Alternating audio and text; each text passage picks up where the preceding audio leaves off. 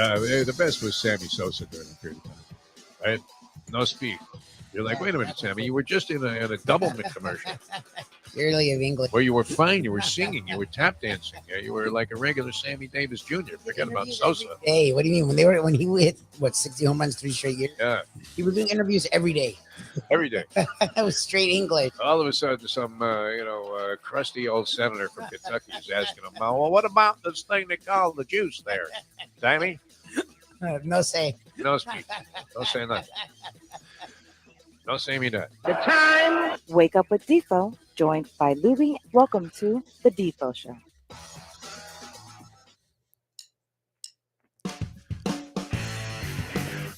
And a very pleasant good morning, everybody. Great to be with you here on the Defo Show on South Florida Live. Jeff DeForest, and of course, it should be just an elated, a giddy, a very happy, a euphoric Mike Lubitz after his beloved Miami Heat was discussing this actually via text with Jim Sarney, because he feels that you're very Heat-centric, that your number one emphasis point is the NBA, that you like the NFL, and I don't believe that he's correct about this, because you do have, and I said, you have more old school in you than a lot of young sports fans who tend to gravitate towards one thing at the expense of everything else, right?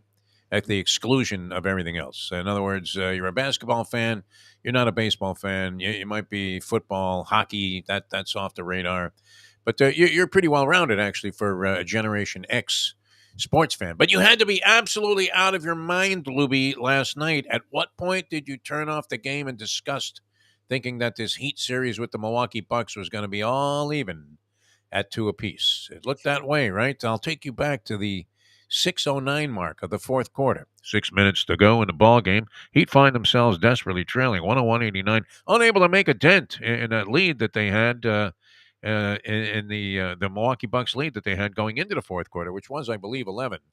And so here they are, 6 minutes into the fourth quarter. I always use this as a measuring stick. How many minutes have evaporated, and what have you done to cut into the lead?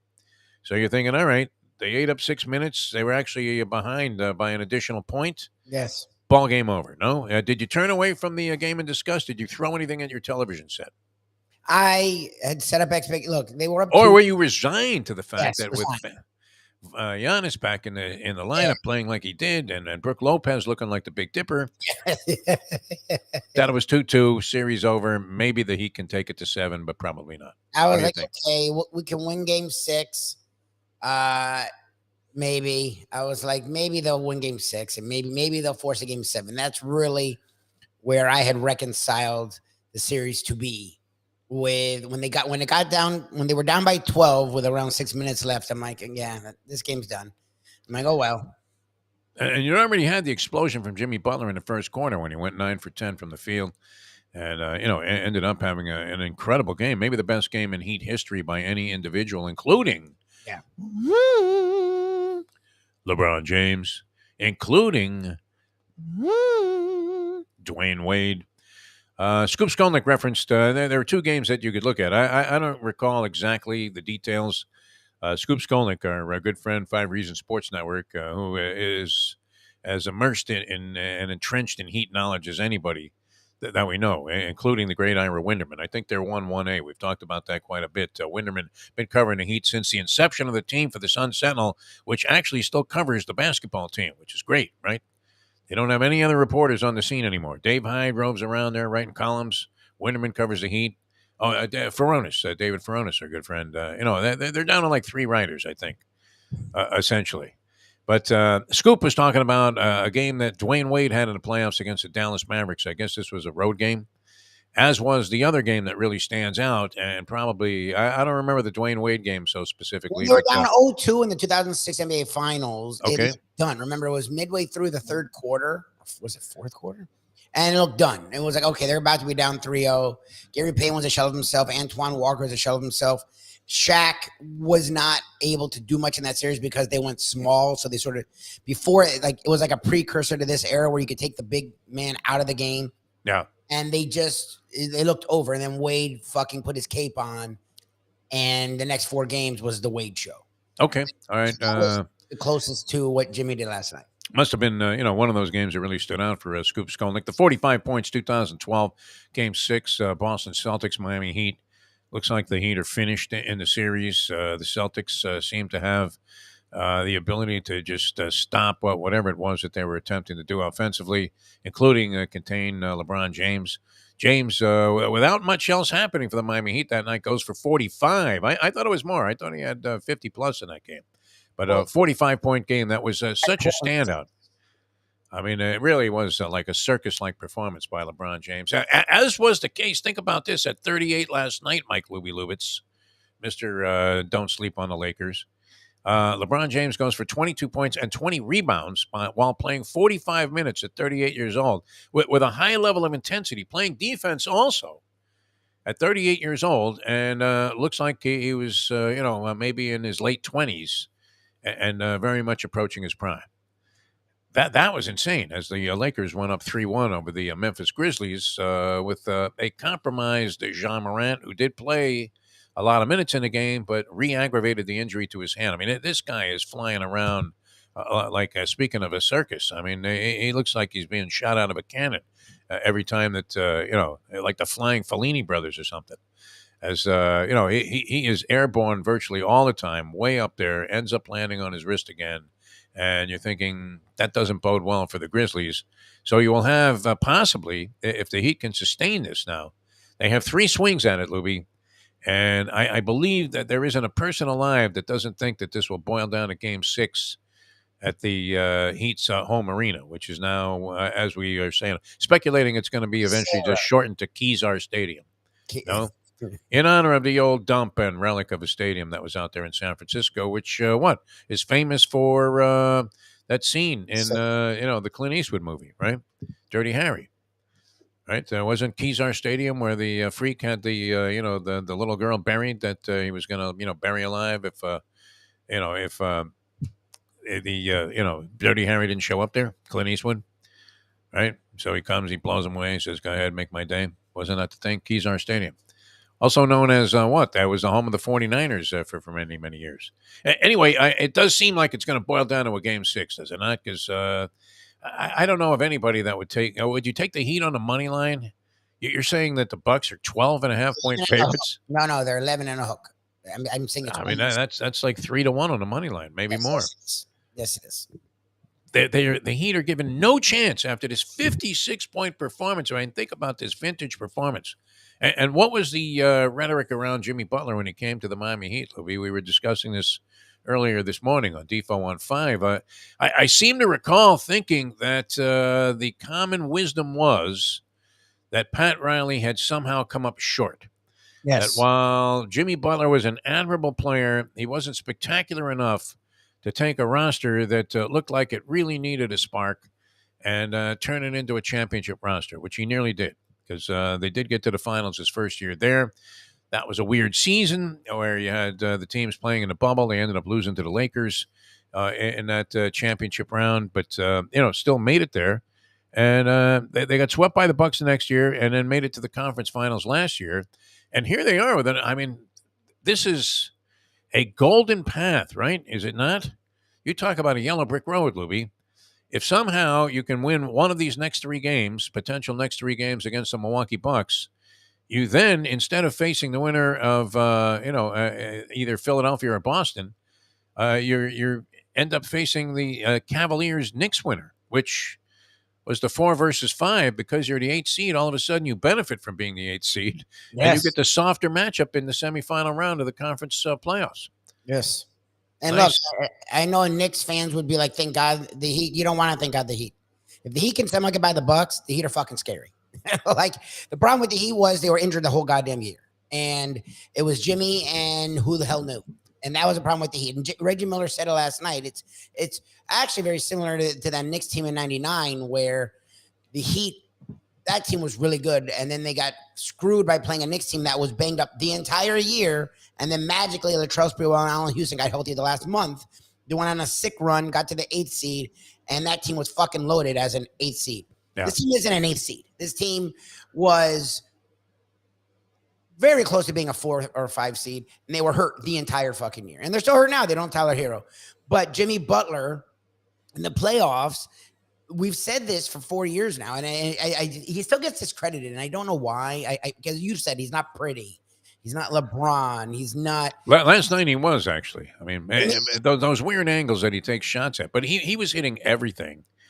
And even with Drew Holiday guarding him, who's supposed to be one of the best defensive players in the league, widely acknowledged as a top defensive player.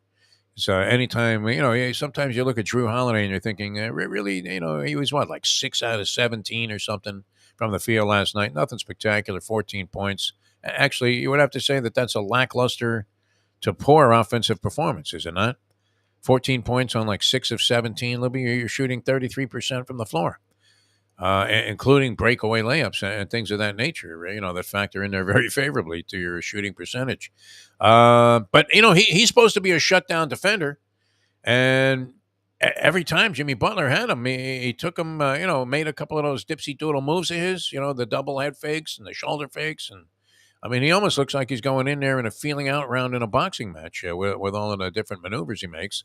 And, he ended up getting fouled a couple of times while hitting, tough fall-away jumpers in the fourth quarter of that game against Drew Holiday. So, I mean, that was just an amazing performance. Why wasn't Budenholzer? I mean, he's often criticized as being like a bozo, Budenholzer, even though he's been a coach of the year and won championships now. But I mean, how could he not see that you would have to do something other than trying to guard Jimmy Butler in the fashion that they were, which essentially was having, one man on him. I mean, the entire time. I mean, they couldn't do it. Look, and I think Julian. There were other guys hitting shots, but I mean, look, Giannis Antetokounmpo, and I would give Bam the nod because defensively, Bam to me covers 1 through 5, and Giannis doesn't do that often. But yeah, Giannis, when he wants to defend, is probably the best defender in the NBA. Drew Holiday is widely considered a top 5 or so perimeter defender. As a guard, maybe because Smart won the Defensive Player of the Year, I would take Holiday. Drew Holiday, because he's a guard who's like 225 and like 6'3", can cover 1 through 4. Those are 2 of the top 5 or 6 defenders in the NBA. They were on Jimmy the entire night. Like, there was nothing else you could do. Like, if Jimmy's doing that, it doesn't matter. Like, if they had put other people on him, you don't bring a trap of some sort. And now that's how you wake up a Bam. Like what they did was, look, it worked until the 6-minute mark. If Jimmy dominated and no one could do anything, like, let Jimmy dominate. That's true. Yeah, all right. Like, if you're the Bucks, and I usually give Budenholzer a lot of shit because, to me, I want to blame Budenholzer for some reason. I think it's a coach. I think they've won a title because Giannis is amazing and they made the front office make just the right moves. I think Budenholzer sucks. But last night wasn't his fault. Last night was Jimmy Butler. He started to schwitz a little bit. You don't see Spoelstra schwitzing, right? Late in that game, could you see that? I mean, they had a close-up of Budenholzer, and I'm looking, he's got that flop sweat going. Like, uh-oh, what do I do now? Well, that's the thing. There's nothing. If you're viewing, they were double. There were times where Drew Holiday and Giannis were doubling Butler, and he would take it right into their chest. It's like, it was amazing. Okay. Yeah, no. 19 of 28. Not all of these shots were easy either. I mean, and Jimmy Butler, not known for his long range shooting. He does take threes and makes them, but it's not necessarily his forte. Not to mention the favorite for the Kentucky Derby. But 19 of 28 from the field, 15 of 18 from the free throw line. Very much, I mean, as the clutch player of the year, certainly so far in the playoffs, and this was being alluded to during the broadcast, you would have to say that Jimmy Butler has put on the best show of anybody individually in the playoffs so far in the first round, which is yet to be completed and, may be far from it in a couple of these other series. So best performance in Heat history by any individual, Jimmy Butler last night with his 56. I'm going to give that the nod. I know it's the most recent. The 45 with LeBron in the Boston game was done, as I recall, in spectacular fashion. I don't remember all of the details of that. Obviously, this other thing just happened last night and is going to be very fresh in your memory bank. And a guy going for 22 in the first quarter and 21 in the fourth quarter is showing you something. Where, you could easily think that he could have disappeared, had the 22 in the first quarter, ended up with like 36 points, and you would have said, hey, nice ball game. But to be that spectacular in the fourth quarter and hit virtually everything, I don't know what his shooting, percentage was in the fourth quarter, but he had to be like almost the same as the first, where he went 9 for 10. He made everything. It was pretty incredible, and had 9 rebounds in the ball game as well. Brook Lopez, 36, looked like the stilt, did he not? I mean, you thought it was the Big Dipper under the basket there. They just kept lobbing it up to him, and the Heat had zero answers for that. So you would have thought that weakness alone being exploited, what was enough to put Milwaukee over the top. But did they go to sleep in this game? I mean, obviously the Heat caught fire. But they're up. They're cruising. They're up 12 points with 6 minutes to go in the fourth quarter, a margin that they had been nursing along since like about the midway point of the second quarter. Yeah. And the Heat really never were able to make much of a dent into it. They would get within 7 and 6, and then, it would go right back up to 12, 13. And, there was a point there, and there always is one of these crucial, crucible type points in the NBA, where, the lead is hovering, but teetering between like 10, 12, 13 from Milwaukee. And then they get a series of stops and wide open shots themselves, and they couldn't connect. Otherwise, that lead expands to 20. Yes. And essentially it's lights out. Go ahead, throw the flowers in the punch, throw in the towel. Get me a cut, man. The party's over. So everybody expects Milwaukee, including the odds makers, according to Lubie, 11.5 already established as the line. I mean, that is a very generous allotment of points for a team that just had a spectacular comeback like the Miami Heat did. That being said, most people would assume that Milwaukee, and is it almost safe to assume this, Lubie? I mean, ass is the first 3 letters of assumption, right? So, I mean, everybody in the world thinks that Milwaukee will win this Game 5, make it 3-2, and then the whole series will be decided here in South Florida when they play Game 6, which you would have to accord Milwaukee a shot based on. I mean, early on, did it not look like the Bucks were going to destroy the Heat when you had Antetokounmpo make like the first 7 points on, just rumbling to the basket like he was Big George Foreman, mowing down all of those stiffs that they put in front of him on the Tuesday night fights on the USA Network. That was our man Brad Jacobs orchestrated all of that, by the way. Nice job there lining up those stiffs. I kept asking Brad what graveyards he was going to find the opponents for Foreman. And he'd be like, don't be a wise guy, DeForest, huh? Why do you always have to have some snide comment? Can't you just go along with the plan? He's going to win the heavyweight championship when Michael Moore somehow mysteriously goes to sleep in the 12th round of that fight in Las Vegas. All right, many other things happening on the sporting scene, but that was spectacular last night. Are you going to go ahead? I mean, if the awards program was today, Lubie, is that the greatest individual performance in Miami Heat history? I mean, look, again. That's saying a lot. That's saying a lot, my friend. Wade in that finals in 2006 put together. Think of the great Alan Ogg. I mean, LeBron. People talk about the Boston Celtics game, but I mean, what he did versus the Thunder and the Spurs series that they got annihilated. LeBron had an amazing series. He just got no help. Look, they've had a lot of talent here. Bosh put up some games. Zoe put up some really strong performances. Shaq should have won. Wayne. Well, yeah, I said Wade in that. Yeah, okay. Finals. And even in the Thunder series, Wade was really good. Versus the Pacers, a couple series, Wade was strong. What he did last night, he was getting no help until the 6-minute mark of the fourth quarter. He got no help. Then Bam, Lowry, and Martin woke up, and they had like a 3-minute defensive stretch where it wasn't really Jimmy. Those 3 guys locked down defensively. They got stops, and they got easy baskets that Jimmy didn't do. Like Caleb Martin literally called for the ball with Giannis on him, in his face.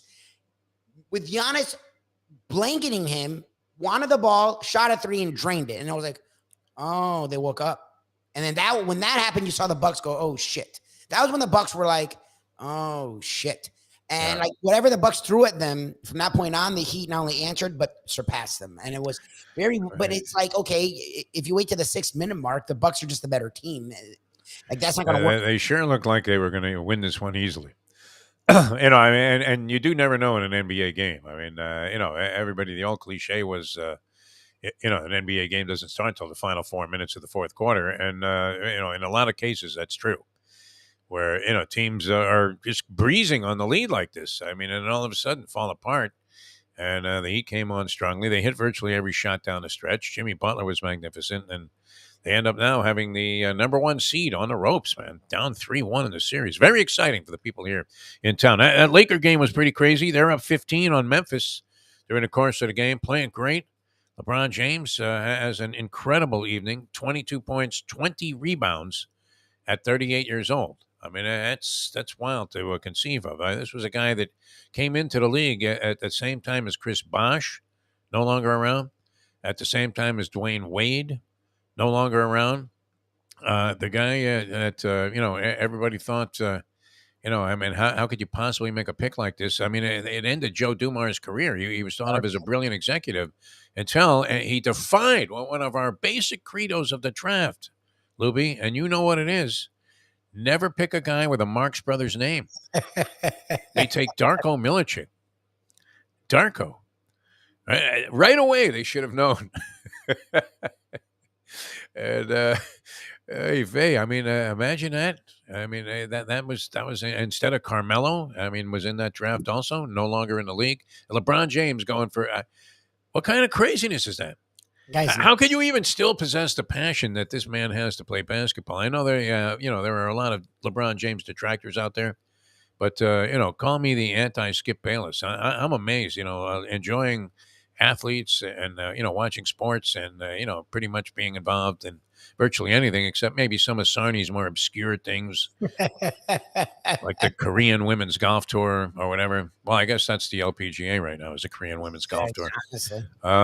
But I mean, there are some things I don't follow in as much detail as others. But I mean, watching LeBron James last night, you're thinking, by athletic standards, this guy's got 20 years of NBA basketball on his body, and he was not a guy that was inclined to a lot of load management or any of that stuff. I mean, a guy usually plays and plays a lot of minutes. He plays 44 minutes in this game last night. I went into overtime.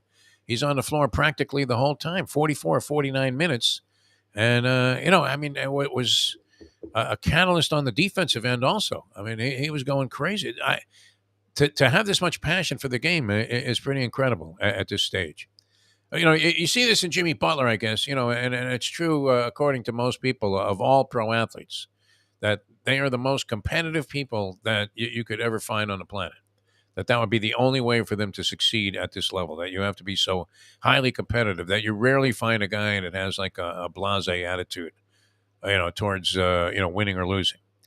And I don't know. I mean, I didn't really grow up thinking that way, right? I mean, naturally, when you went out there to play to win, and you're always trying to play to win, but would you be so devastated or crushed by a loss, Lubie?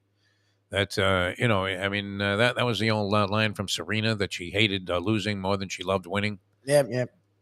But you could see this in certain people, right? I mean, Jimmy Butler last night, you could not have been any more competitive than this guy was, and that's what they're always saying about him with. His sort of, embodiment of the Heat culture, that, he's going to give it to you no matter what. And nice to see. Eric Spoelstra was pretty cool as he was being interviewed before the fourth quarter. It was like, yeah, we got to do a little better. Well, because look, Reggie Miller, it was the one thing Reggie Miller said, and I was like, I was nervous to agree with it because I just felt the dam about to break. But yes, they brought it up to 15 near the end of the third, and then the Heat went on a 6-0 run. Like, yeah, they were never able to take it from 10 on, and the Heat were at home and they were getting nothing from anyone else. So the idea is like, okay, if they can get any help from anyone, the way Jimmy's playing, it could be interesting. And the Heat kept it around 10 to 12. They kept it around 10 to 12. And then it was just enough time. I was like, come on, man, come on. And Reggie said it again. He's like, yeah, if you notice though, the Bucks, you said it, the Bucks had like 2 open threes in that span that probably would have broke the dam. Bricked them both, yeah. And they bricked both, and the Heat ran out and scored easy. And I was like, oh, that seemed interesting. And all of a sudden, it was a game, yeah. And unbiased, I would have been, oh shit! Like if I was watching like the Knicks Cavs, because the Knicks did that in some of their games where the Cavs look like they may make a run, and the Knicks would be like, nope. And then it was like, oh shit, the Knicks are gonna go win this game. And you saw it, like that happened. Like there was 2 threes where I think like Holiday and Middleton was off.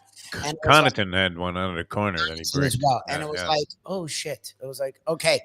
And that's the thing. Like when a team's at home, like you have to put them away. Yeah. You have to put the final dagger in. They just couldn't. You can't stop scoring. And that's kind of what happened to the Bucks. I mean, it was a perfect storm for the Miami Heat, including the fact that Butler was not only on fire, but the other guys were all hitting shots too. So, that was a, outrageously unusual result in that spot, especially the way the game started and the way it was looking most of the way through that 6-minute mark when the Heat went on, I think, a 13-0 run. And that's when the whole complexion of the game changed. It still was very winnable for Milwaukee, but they couldn't match strides with Jimmy Butler down the stretch. Did the Heat win the series, Lubie? Just to wrap up a thought on this thing, do they win the series? I'm gonna. I didn't say anything yesterday. We're gonna run with that vein. I think it's. I would be They have shocked 3 shots at it. if they ended in Milwaukee Wednesday. Like I would be really shocked if the Bucks would just blitzkrieg them, and you would think Jimmy's gonna be gassed, and I don't know what help he's gonna get. So it'll come down to. I think Budenholzer himself is going to come out there and try to guard him. That's gonna If it continues to go like this, I mean, if you look at Butler's totals in the series in the 4 games, they have no answer for this guy. 56 last night. He had 30 the previous game, 25 in the game 2 loss, and 35 in the opener. So, I mean, just been outrageous. Holy Jerry West, this Jimmy Butler. And, getting back to what we were saying at the top of the show, which was, a while ago, but, it's, one of those things where when Pat Riley signed him, you thought, right, Pat, you couldn't do any better than that.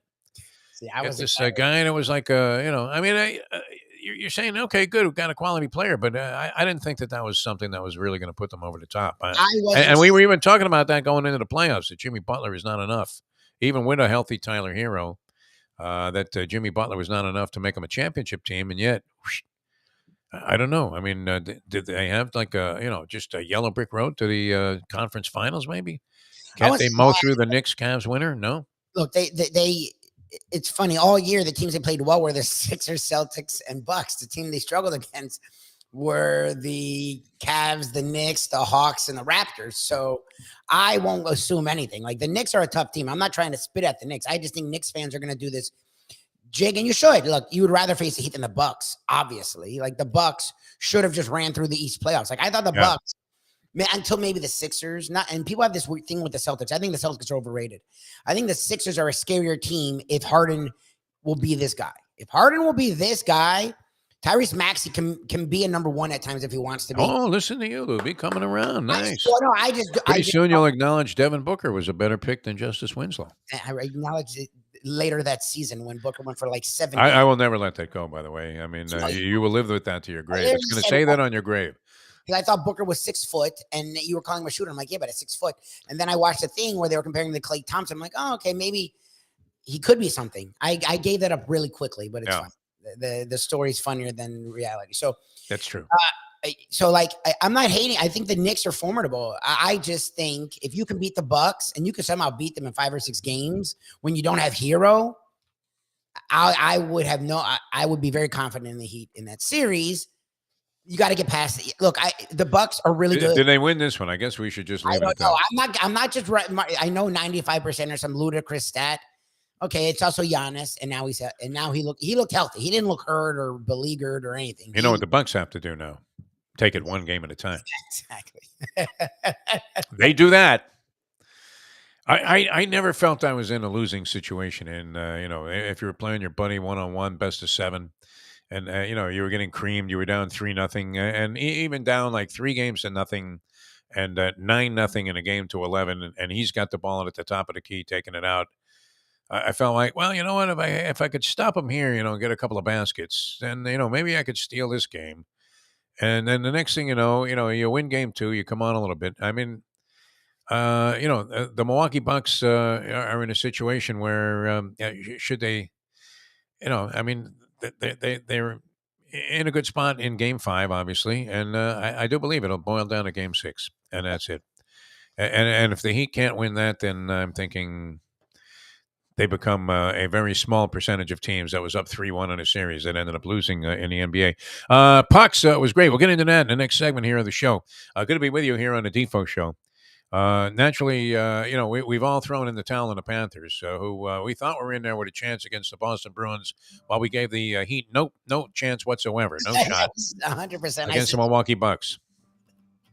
All right, I mean, so it shows you what we know.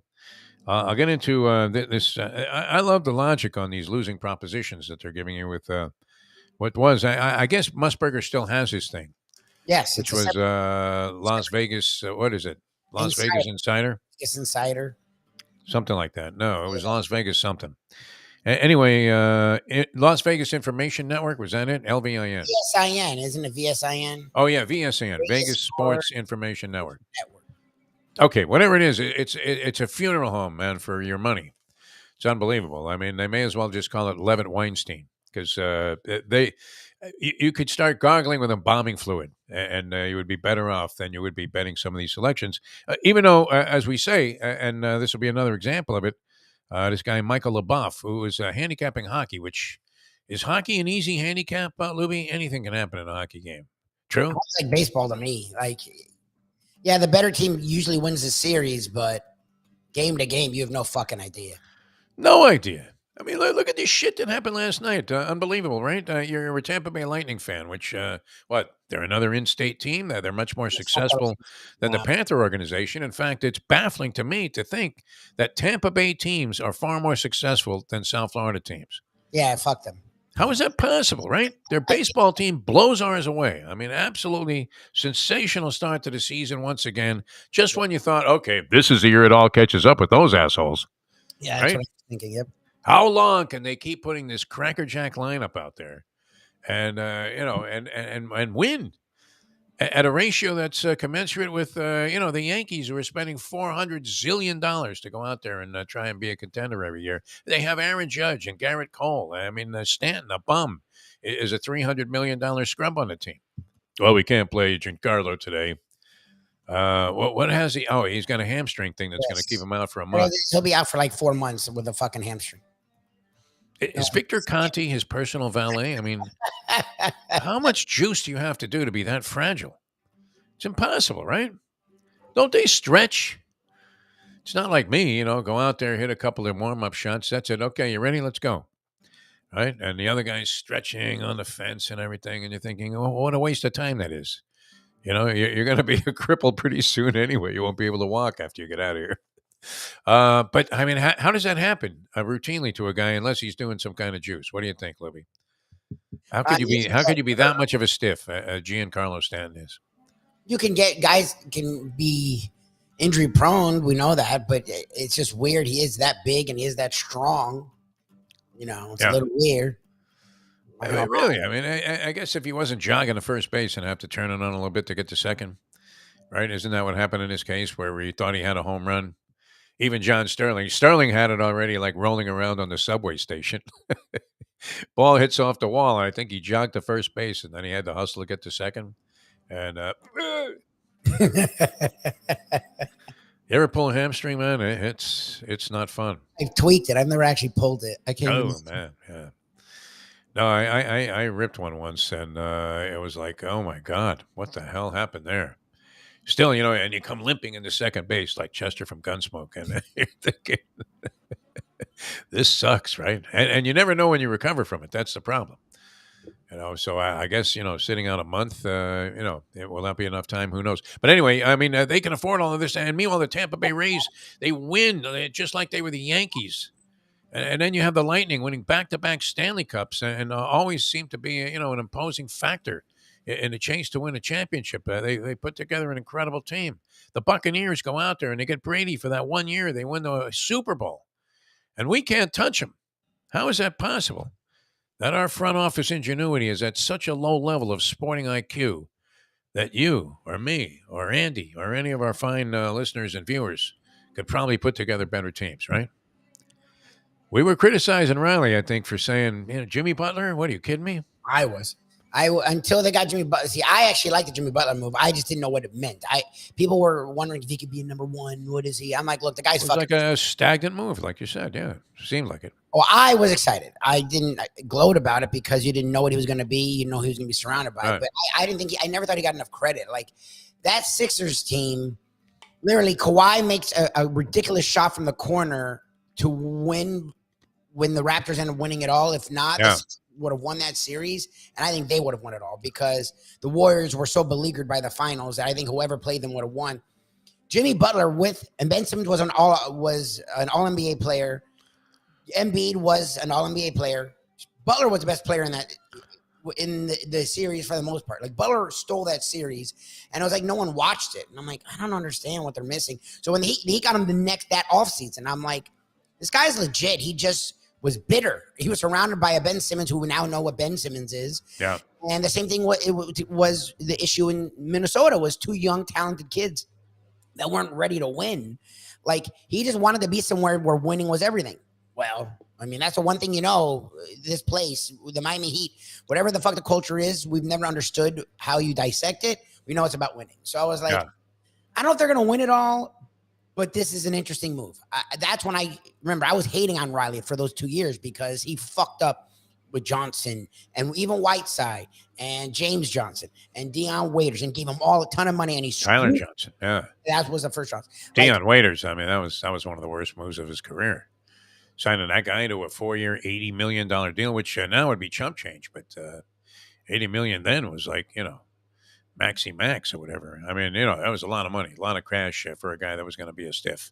Because he wasn't supposed to be able to get anyone. When they were able to convince, and I think Wade helped again because Wade was in Butler's ear when they were in Chicago. Look, the one place you want to be, Miami. And supposedly that had a lot to do with it again. So Wade saved them in more ways than one. Like, once they got Jimmy Butler, I was like, all right, I'll leave Riley alone because I did not think they could get a star. And Jimmy Butler is literally the perfect star for this fucking franchise. Didn't seem like it was enough, and yet it's been enough to get to the finals one year. The conference finals in another year, and the lone brick was getting swept by the Bucks second season that the guy was with the team. But last night, one for the ages. We keep dwelling on that. A couple of other things we want to get into the hockey. Hey, shoot the puck. And then the Jets finally get their man, Aaron Rodgers. That was a big story. Marlins were involved in a no-hitter, unfortunately against them, until the 8th inning. Did you catch this? Spencer Strider of the Atlanta Braves. The Braves win the ballgame 11-0. And the Marlins were being no-hit. I believe Segura broke it up in the 8th inning with a single to left, and there was one other hit in the ballgame by John Birdie. Those both came as Strider went and completed 8 innings in this 11-0 game. But I guess it was 7 1/3 of no-hit ball. He had a perfecto going, I think, into the 6th inning. So Marlins stymied last night by the Braves, who naturally are off to a first-place start in the National League East, which was supposed to be, again, one of the tougher divisions. The Mets are playing well. Marlins now 12-11 on the season. But Clobbered, this is the kind of stuff you were expecting from this Marlin team, weren't you? Getting no hit to the 8th inning, an 11-0 loss, and Schumacher having to say after the game, well, you know what, the bats will come alive, man. I think they're really going to do something. Meanwhile, he's ready to hit himself over the head, with a bat, just hoping somebody just destroys his kneecaps in the locker room. All right, so we'll come back. We'll talk about that. Aaron Rodgers goes to the New York Jets. The trade eventually, I don't know. I mean, I thought the Jets paid a little bit of a price there, no? With this conditional second-round pick that becomes a first if he plays 65% of the snaps. Look, if the Jets get him for 2 years, then I'll hold any reservations. A lot of people think it's a 1-year rental, and it's like, if he plays 1 year, like, I don't see them winning the Super Bowl. Like, maybe they're as good as everyone says they are. Maybe they win the AFC East. Very promising. I mean, look, these 2 rookies they had on offense and defense that win, each side's, rookie of the year. They're great, man. I mean, the wide receiver is fantastic. And Sauce Gardner was supposed to be brilliant. I mean, his second coming of a tackling Deion Sanders. I mean, unbelievable. So, and they have other assets on that team. They just had no quarterback play. I mean, when you have like clown quarterback play, not even like just, give me Rich Gannon, give me like Bubby Brister out there. I mean, anything, some guy that, you're thinking, oh, geez, this guy could be good, but he's not that great. Any kind of steady quarterback play would have, put the Jets in a far better position last year. They lost a bunch of games because of just bozoic quarterback play by Zach Wilson. Then they believed in the guy that the Dolphins signed to be the backup there, White. But his act, went stale very quickly. And then they were throwing, a 60-year-old Joe Flacco out there. So, they were really compromised. That would you have to say that quarterback is, far and away the most important position to have, competence in, on your lineup, in all sports. No? Yes, 100%. They touch the ball. Unless you want to count like a goalie like Bobrovsky, yeah. That's the we just have like clown play going on in the pipes. Why do we care that the guys don't? I mean, 10 million doesn't seem like a lot for a modern day athlete, does it? That was at one time at the top of the game. If you're gonna suck, if you're gonna stink it up, it does. Somebody inside the organization, who shall remain nameless, because obviously this is not a particularly flattering statement. Told me in that first year when Bobrovsky was on tilt, that it was the money in his pocket that was forcing him to give up all of these goals because he lost his balance completely. It was weighing him down. I don't know. I mean, he had to be making something before this, right? So, you got this big 7-year, $70 million deal, all guaranteed because it's the NHL. Does that seem outrageous? He had to be making a few $1,000,000 a year before that, no? Could the money really have changed Sergei Bobrovsky and turned him into a human stiff? He was just an older dude, and it was the kind of money he probably wasn't sure he would see again. Yeah. So it was his retirement package, and that's the problem. It's literally been his retirement package. Yeah, no, he retired a couple of years ago, so it seems. All right, wild puck action last night. We'll get into that. Aaron Rodgers going to the Jets. We'll get into that. And, and then naturally, we'll come back and touch on some more of this performance last night, a vintage performance, maybe the best ever in Heat history by Jimmy Butler.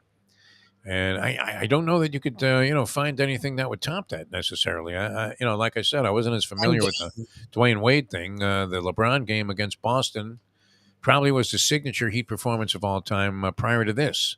Yes. Which was a 56-point effort on 19 of 28 and 15 of 18 from the line. So it wasn't like it was an Allen Iverson 56-point game where he was, 13 of 47.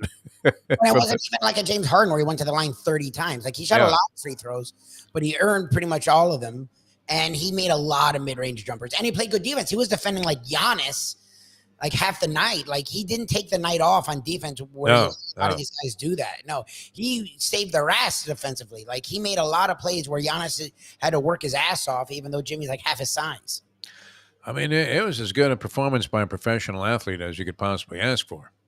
If you were, part of the home crowd there and, you're watching this performance, 22 in the first quarter, and then you followed it up with 21 in the fourth. Like Julian said something, he's right. They kept talking about how he's gassed, and I'm like, yeah, I don't know. And then by the third quarter, I'm like, fuck, I think he's done. You would have thought he was finished, yeah. And I'm like, he had a cut man over there working on his left eye, I think.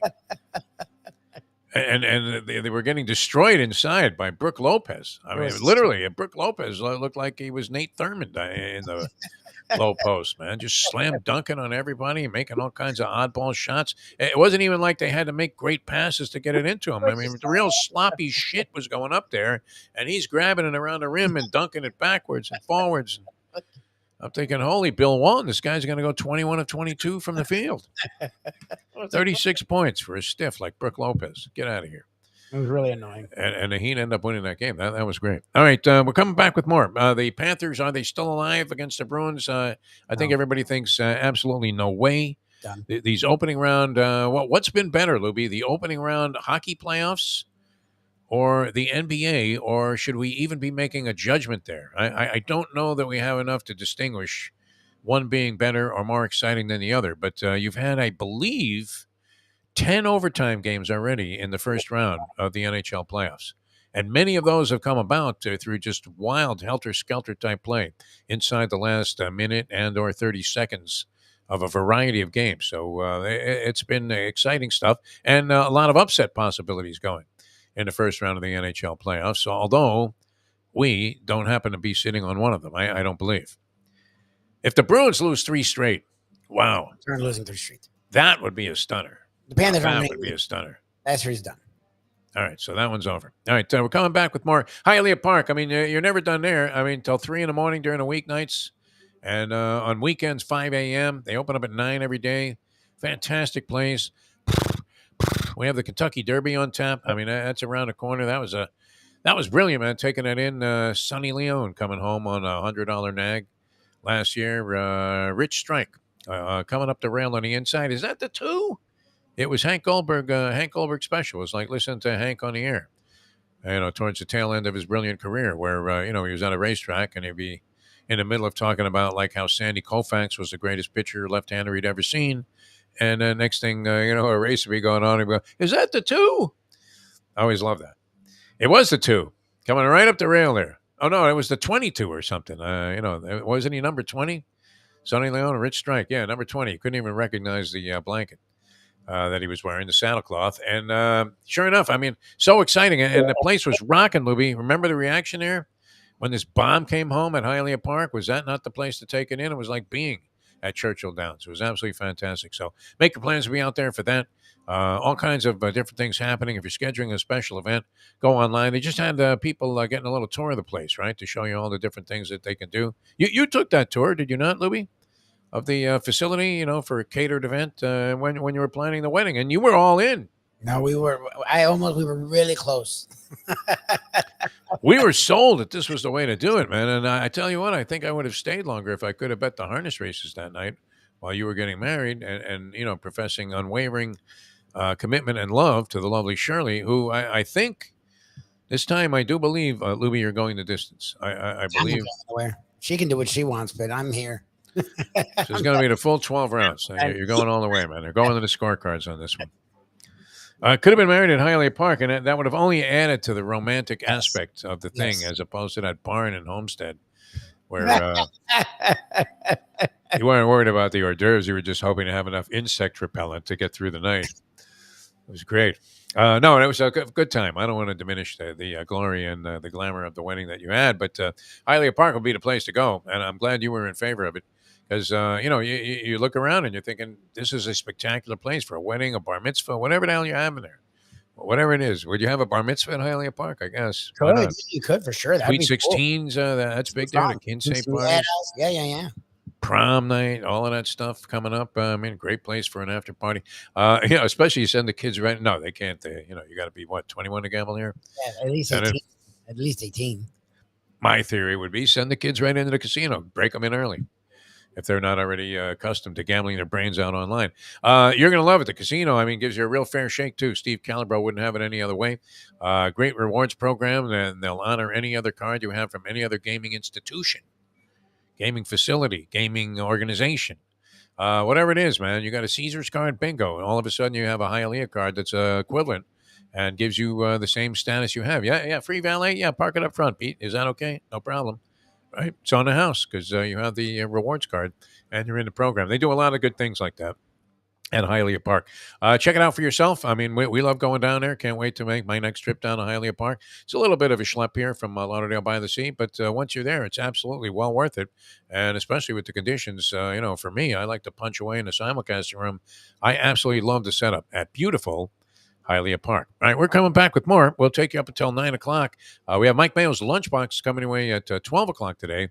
And don't forget, we have the big thing at Gulfstream Park coming up. This Sunday, the wife's in. I reminded Shirley about it yesterday. I'm super stoked, really excited.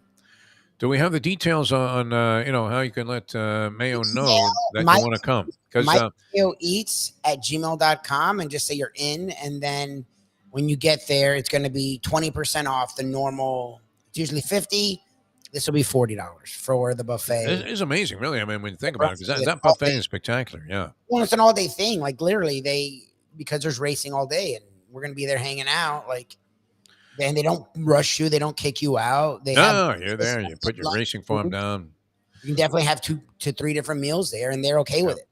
It's a party. Right, and they have everything, man. We're talking a brunch, so they have an omelet station. They got a carving station. They have a pasta thing, yep. You think you're at like the MGM Grand in Las Vegas there, paying like $100 for the breakfast buffet. And instead, this is breakfast, lunch, desserts, everything, mimosas included, $40. But it's more the company, that we're looking for, right? So we got a lot of people from the Let's Eat South Florida group, I would imagine, want to meet Mayo. And, everybody wants to say, hey, how come you had to edit my post?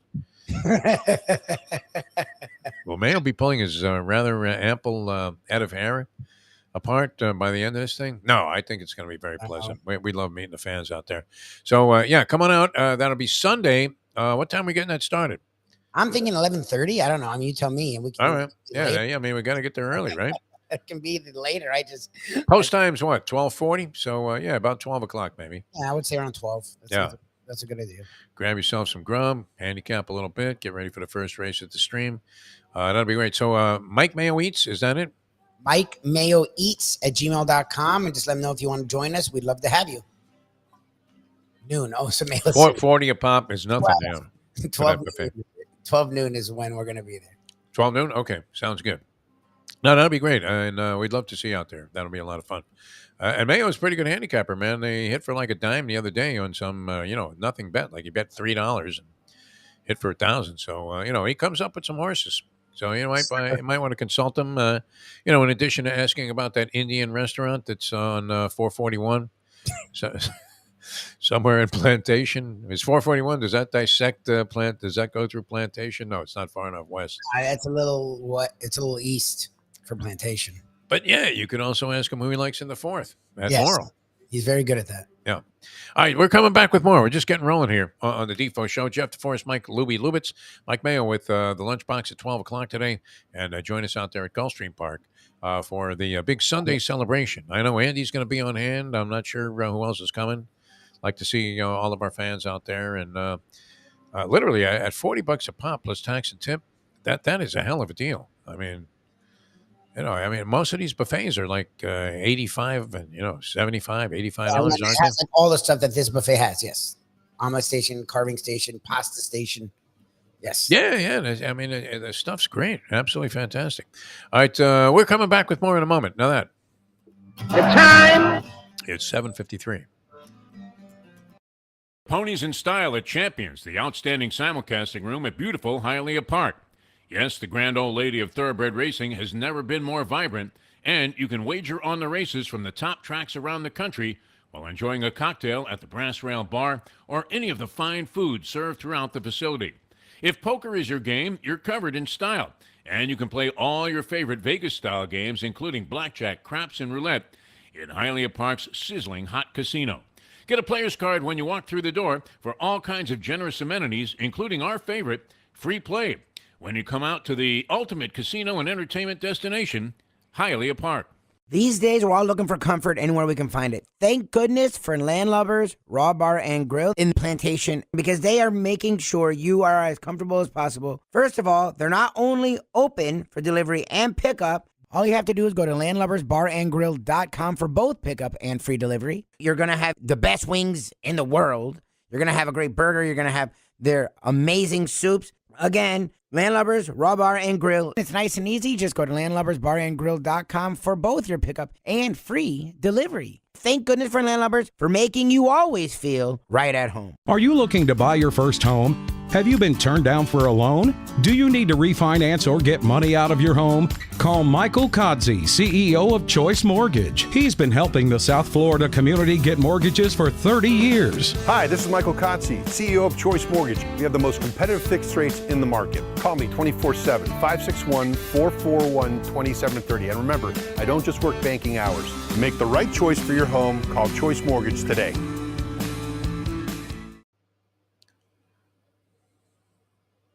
This comes from the great Defo Lama. It's the bets you don't make, the chances you don't take, that can compromise an otherwise incredible life, my friend. The only way to get your morning started is with Defo, joined by Lubie, right here on the Defo Show. I have to say, Michael Kodsey is the man. I was being dicked around by a bank that I've had nothing but great experiences with.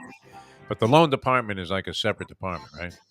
And there was like no reason not to be able to score this loan. But they got the details that they wanted and some of the documents they were asking me to pull, it was impossible. Like they wanted me to give them an original copy of the Magna Carta as one of the documents I had to submit to get this loan. And also, they wanted me to at least get them a reasonable facsimile of like the Gettysburg Address. I'm like, what else? How am I supposed to, cash this in? I got equity in the thing. I got money coming in. I'm okay, right? Credit score is good. Surprisingly, Lubie, amazing with all the people I stiffed in my life. But nonetheless, go to Michael Kodsey after, months go by with this bank. And they're telling me I'm already approved, but they need this, they need that. Nothing. Meanwhile, I don't have the dough and I need it, right? So sure enough, Kodsey got involved, man. And he says he doesn't work banker's hours. He's absolutely right. You call this guy Sunday morning, 4 a.m, going, hey, where's my money? And I say, don't worry, it's coming, man. We're going to close on Wednesday. And really got it done. So couldn't recommend him any more highly. Happy to have him on board here. And tout the services of one Michael Kotze, Choice Mortgage Bank. Been doing it a long time, man. Relentless, Lubie. You know what it is? If we had this guy as an agent, we would already be making it big. We wouldn't be floundering around here, a year and a half into this thing saying, hey, what's the answer? What's the way out? Kotze, no, very, very aggressive and relentless when it comes to taking care of his clients. All right, I watched some pucks last night. Did you get into the NHL at all? Mike Lubie Lewis. I'm going to say, nada, senor, that it was too much for you to handle much more than the Heat game. I was locked in on the Heat. They, as annoying as they played, they kept it close enough where I never was able to just say, fuck it. I had no idea what was going on in this. And then when the game was over, I was euphoric. It's the most excited I've ever gotten from a first round fucking win. Like it just like the way that game finished, I was just like, what? Well, and it seemed like a somewhat insurmountable task to ask him with Antetokounmpo coming back and looking like himself. I mean, very much so. Does the Euro step, I mean, can you traverse all of Europe with one Euro step? Is that what they're talking about? It's more like, you're on the Euro rail when you're doing the Euro thing. Giannis was a fucking joke last night. They literally finally showed the replay. That replay, he took 3 very clear steps after he picked took up the 5. basketball. Yeah, he took 5. He took 3 steps, stop, took 2 more, and then they give him an and 1. And even Miller was like, oh, that was interesting. I mean, how bad can the officiating be that you could miss that? I mean, everybody, people are watching TVs and trailer parks and screaming, hey, what? And, they miss it by a mile. They're all, 3 guys looking right at him. Would you not be, careful watching for guys, that play like Antetokounmpo for traveling and, changing pivot feet and things of that nature? Because they do it all the time, but then they'll call some bullshit foul for barely even any contact. Right? Stupid foul. They reversed one on Antetokounmpo where he clearly committed a foul with the body.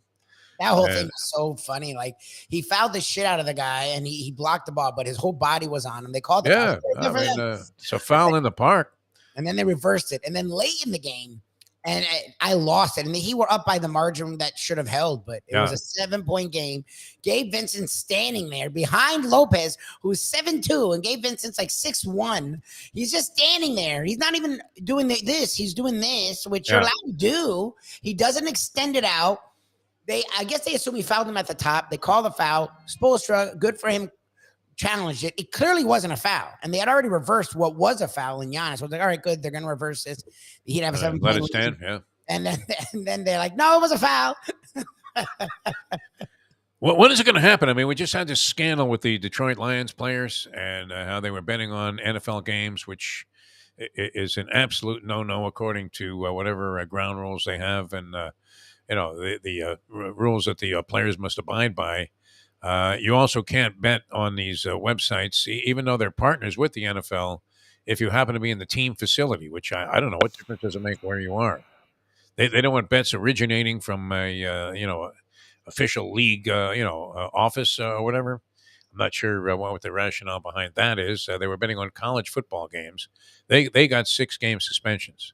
Well, was that only one guy or was that 2 of them? I think there were 5 people. That was like 3 or 4, I think. And there were some NFL, office personnel that, team personnel, that weren't players that also, I think, got popped for this thing, for betting from the team facility. It's so weird because, I mean, they practically, have, an open window right there in every stadium now. Where you can go and place bets. I mean, that's the direction that the leagues are all going in, all of these professional sports teams.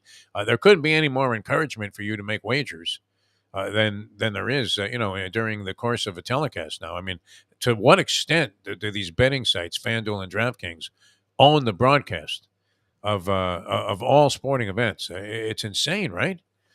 In the middle, a guy's shooting a free throw. They go, you know what? If you bet right now, you can bet that he'll miss it, minus 110. And practically help you along. Miss it! They're screaming like they were DeMar DeRozan's daughter. They're just shrieking at the top of their lungs. You're thinking, well, Yoko Ono's at the game? Well, I didn't know she moved to Toronto. The hell is that? All right, NHL last night, though, the Ranger fans were stoked, and we were singing the praises of Gerard Gallant. Oh, Canada, how cold it is outside. I don't know the rest of the words to this song. So we'll go on a dog sled ride. I mean, well, what the fuck? Come on. I mean, it was brilliant. I mean, the Rangers, they had 10 goals in 2 games in New Jersey. They left those clowns stumbling down the stairs there at that arena. And, the Devils were done, finished, El Finito. And then the Rangers muster up 2 goals in the next 2 games. The Devils beat them last night 3-1. So the Hudson River Series, which, think about it, you have to cross the Hudson River. You're taking your life in your hands, are you not? The stench of the mercury alone is enough to probably give you, what is that? Mesothelioma, yeah. Everybody on TV now is going after this mesothelioma money. Do you know a lot of people that have had mesothelioma? Seems like a pretty rare disease, does it not? It's common. I couldn't tell you what it is. I remember those commercials forever. Comes from, exposure to asbestos, I believe. I mean, a lot of cancers do, I guess, but mesothelioma, I believe, is, because the little house on the prairie was laced with asbestos, right? And that's how Merlin Olsen checked out. Mesothelioma. That's what did him in. Anyway, New Jersey and the Rangers are now tied 2 apiece. Toronto, literally has ripped 2 games from the guts of the Tampa Bay Lightning fans. I have never seen, I've seen more stunned fans, but wow. This was, as ridiculous as it was that the Lightning gave up a goal in the final 30 seconds and then lost in overtime at home to Toronto in game number 3 of the series. Game number 4 was even more of an abortion if you happen to be a Lightning fan here. Now, most people in South Florida despise the Lightning. Is that true?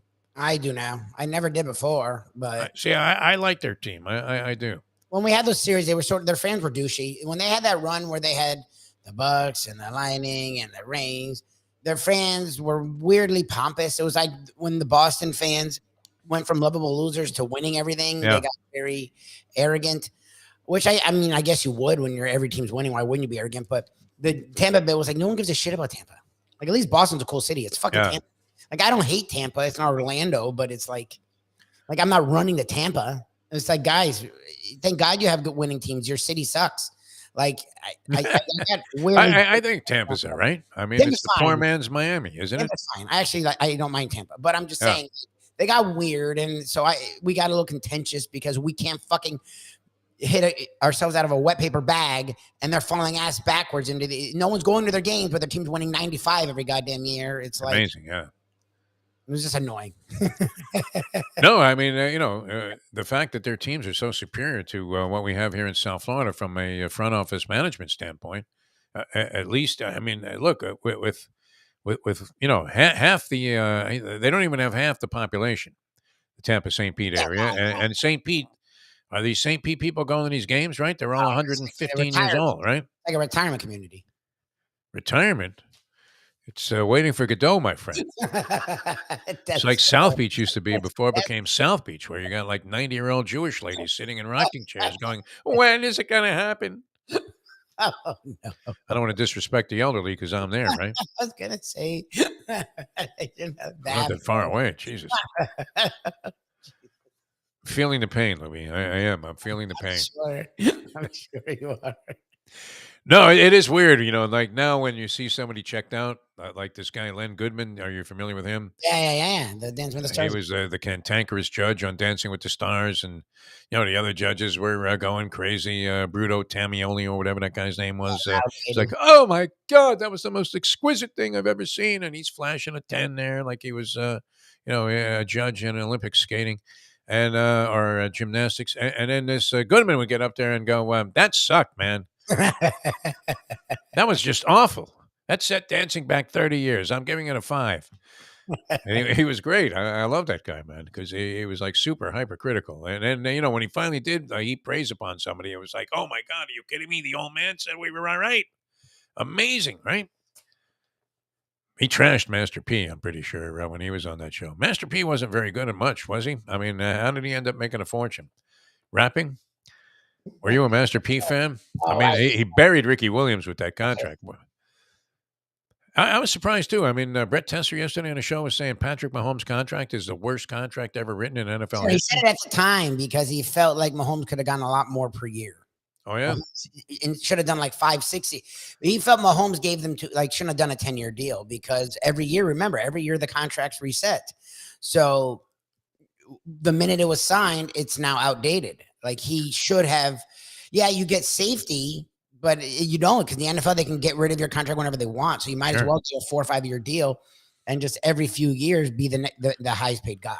He did it's like that contract we had in Windsor, which was scribbled on a napkin at some Italian restaurants where they always want to have these clandestine meetings because for some reason they don't want the other people to know that you're coming. I guess, it could mean, it didn't mean it in this case that somebody was losing a job. They just created one out of nowhere. And the next thing you know, Lubie and I were born as a team. All right, so Toronto and Tampa Bay, that one went to overtime. Toronto's now up 3-1, the Maple Leafs. They were the higher seed in that thing, obviously, since that last game was in Tampa. But they stole 2 games. I mean, the last second, they scored in Game 3, took it to overtime, won it there. And then they came back from down 4-1 going into the third period. I don't think Tampa's ever lost in this situation where they were up 3 goals going into the fourth period in playoff history, which they now have played a lot of playoff games. They lose in overtime. Las Vegas, and I wanted to get to this, Lubie, because this is great. And we always love it when somebody's dead wrong about something, even though they had brilliant logic to lead to the conclusion and the advice that you also follow their pick and bet on, in this case, the Winnipeg Jets. All right, so you ready for this, Libby? Where should I pick it up? You want to hear the whole thing? Reasons to believe in Winnipeg bounce back. Okay. By Michael LaBeouf, action sports hockey analyst. I think he also does women's soccer. Oh, there you go. After such a promising start to the series, the Jets now find themselves, talking about Winnipeg, with quite the job on their hands. Not only have the Jets lost their last 2 games to the Golden Knights to fall behind 2-1 in the best-of-7 series, but Winnipeg will also be without talismanic, what does that mean? Talismanic. I don't know. Defenseman Josh Morrissey for the remainder of the first round. The Jets were deserving winners in Game 1 and were perhaps a little unlucky to lose Game 2 despite the 5-2 scoreline. But they were outplayed at home in Game 3 and were lucky to get the contest to overtime. As tough a result as it was to not only lose in double overtime, but also lose their top defenseman, the Jets can at least feel pretty good about a couple of things. They've carried the majority of the play in the series so far, and they have the better goaltender in this matchup by a wide margin, Louie. All right, you following me? Mm-hmm. Oh, no, you're following Michael LaBeouf. Damn following. So even though Winnipeg is coming off its worst performance in the series, and everyone will be counting the Jets out because of the injury to Morrissey, shrewd bettors, Louie, here are the key words here. We should crank up the sound effect. Okay. Shrewd bettors will know that now is the time to buy low on the Jets at home. There you go, Dave Delgado. We can do this with other people's money. There was the burial right there. There was the... Wasn't it close at least? There was the Dilaudid drip that you're going to need. Okay, Winnipeg closed as a slight favorite on Saturday, but it wouldn't be a surprise to see the Jets go off as an underdog with the market likely to sour on them after Game 3. Buy low on the Jets and perhaps sprinkle a bit on the series money line too. Final score, Vegas Golden Knights 4, Jets 2. Jets 2. Jets at -110, and then you also watched your money line money probably go up in smoke because now the Jets have to win 3 straight, including what? 1 that would be 2 that would be in Las Vegas. Is that the way that goes? Yeah. They played games 3 and 4 in Winnipeg. So 2 more in Vegas. They have to win all 3. And this guy's telling you to bet the money line yesterday. Why not just tell you to jump off the St. Petersburg Bridge?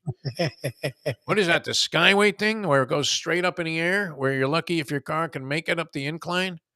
And then you get to the top and you go, whoa, it's windy up here. They don't do anything right over there, do they, Tampa Bay, except put good sports teams out there. They don't support them. They don't like them. They don't love them. What is it, Dale Mabry Drive? Boulevard? Is it Dale Mabry? Boulevard or Drive? Boulevard, right? That's it, right? That's the only street you need to know in Tampa. Everything is off Dale Mabry. Hey, how do I get to the stadium? Dale Mabry. Make it right. I enjoyed it there, though. I thought, they had a more low-key casual sports fan But they than actually we do. do here, but they were more dedicated to their teams. Yeah, I have family there. I've been going to that area my entire life. I actually like Yeah. the area. Tarpon Springs has a really good Greek population. I mean, it's really nice. It's just their sports teams win. It's fucking annoying. Yeah. Well, and in the other game last night, I mean, it's been a sports orgasm, has it not, for the last several Yes. weeks? That's why I love Sarny. He still finds a way to watch he's like to watch off the beaten path sports, and I'm like, dude, you don't have to look right now. He was watching women's college wrestling the other day. Like, there's a lot going on. You don't have to look. Like, Ken found Aussie Rules because it was fucking COVID. Yeah. Like, there's a lot going on right now. You don't have to what? No, it's hard to, I mean, I had trouble even thinking because Sarni texted me about this no-hitter that was going, so I'm assuming it was against the Marlins. It was, yeah. They went So 7. I found a Marlins game somewhere, and, I tuned in just in time to see a guy get a hit. So that was that. Only good. All right, good. That stupid ass game. Tuned in to watch history, and it goes right up in smoke. Like, there's a line drive, and that's going to do it. The no-hit pin is over. And, wow, what an effort here by Strider tonight. It was 11-zip, though. It was 8-zip when I tuned into the game. So a listless, lackluster effort by the Marlins. Fortunately, flies well under the radar because everybody's going to be talking about Jimmy Butler's 56. And at this stage, I don't think the Marlins have, created enough of a buzz to be getting much attention anyway. Because, it's hard to get over the numbness of sucking for so many years. It really is. Mm-hmm. You're just so used to it, even though they had a nice little run there. Yeah, there are a few fanatic fans that are great, like our friend Jimmy Ross, right? Is always making allusions to the fact that the Marlins were winners or whatever. And Sarni's been all over it. And, there are a few people that follow it and are feeling. There's another couple of people I see on social media that are always alluding to the Marlins' success when they have it. But are we not all expecting the eventual mathematical elimination by the end of July and a collapse? Sorry, Tommy Hutton. I love you, man. Yeah. I'm hoping this sustains itself. But, the fact that Sandy Alcantara all of a sudden Yeah, that's not good. is like the one-armed man in The Fugitive, I don't like it. Right? I mean, plus, before this injury, he was getting torched uncharacteristically. Torched. Yes, he was horrible. Yeah. So that's another one. I mean, wow. Can you imagine? This is the curse of whom? I mean, what is it that's hovering over the Marlins? Is it the stadium deal, the stench of the stadium deal? Oh, yeah. Well, it's Chris. Is it Lauria and Sampson? They still have this influence on the team? Lauria and Sampson sucked. Don't get me wrong, but to me, it's a curse of Huizenga. Like, I know Tony loved Huizenga, and a lot of people did. The fact that he couldn't give them that next year. I was in middle school, and that team, I loved that team. That team was fucking loaded, and I wanted that team to run it back so bad. And the fact that he was so pissed in that playoff run that South Florida had finally come around to them. If he had given them one more year, he would have gotten settled. Well, weren't the guys all begging him to do it, Everyone wanted to stay for one. They were loaded, and it was like, and they were older, so it might not have been like a dynasty, but they could have done one more year.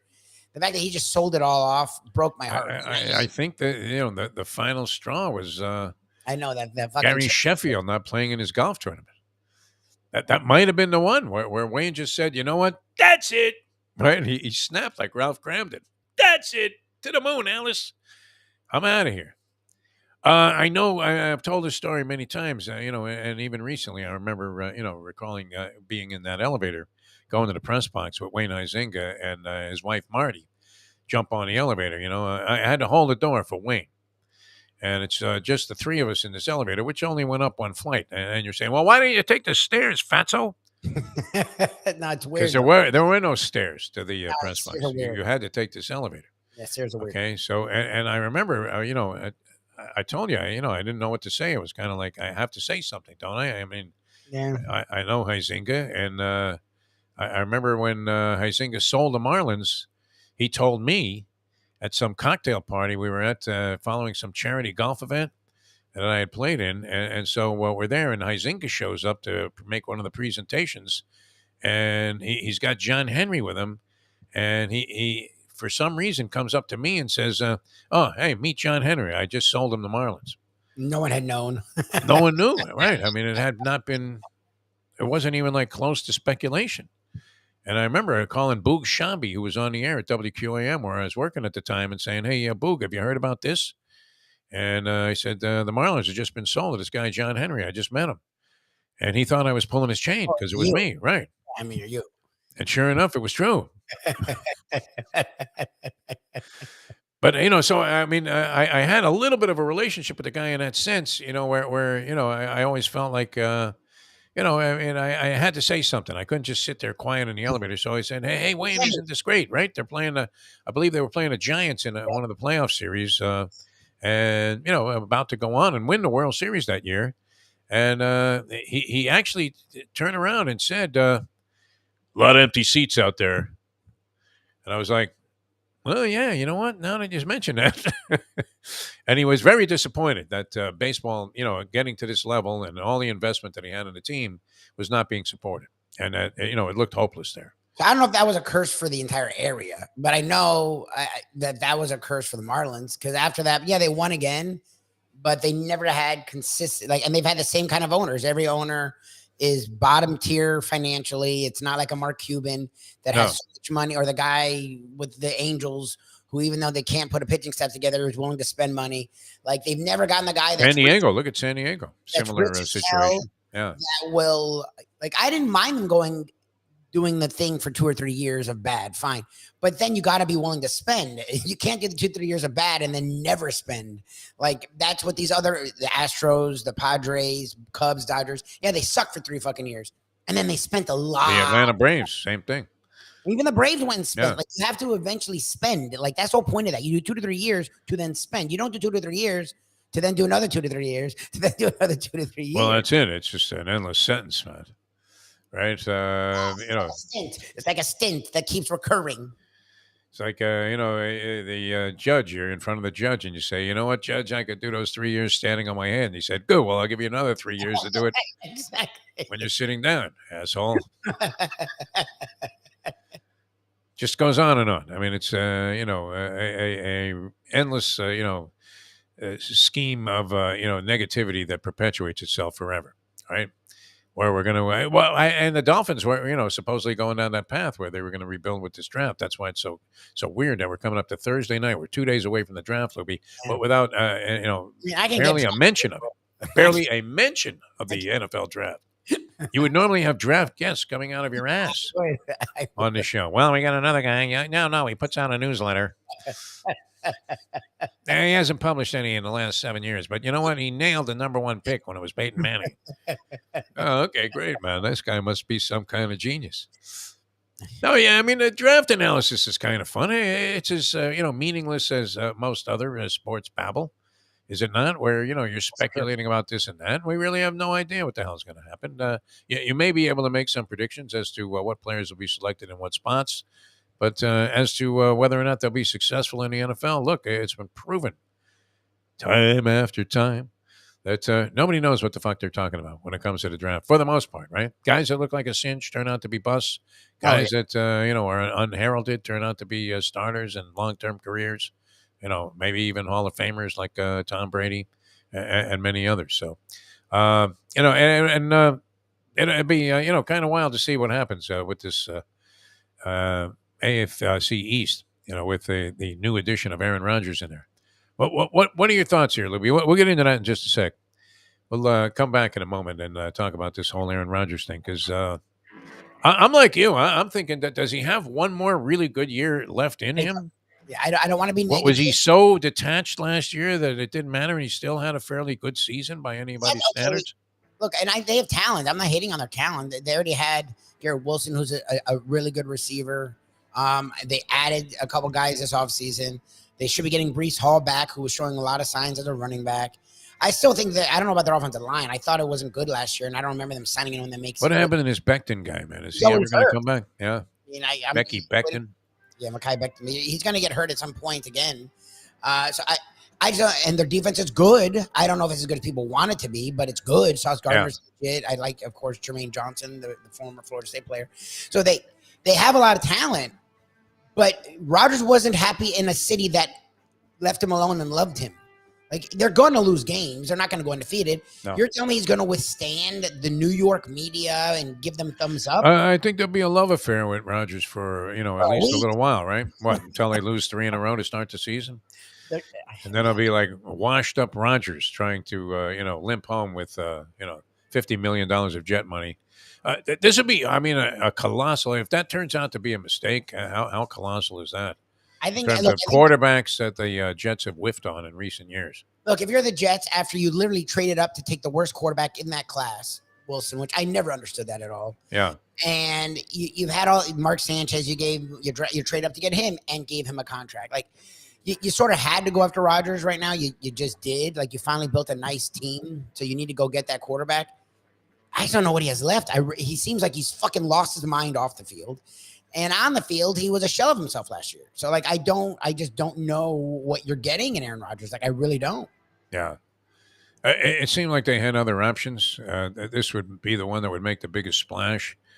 Rodgers last year, I mean, he started out slowly, and then really the Green Bay Packers were playing great football at the end of the year, including a win over the Dolphins late in the season. Yes. Until they lost that game to Detroit, the final game of the regular season, when Dan Campbell literally ate like a live wild boar before the ball game, and inspired his team to go out there and play with the kind of ferocity that he had just exhibited.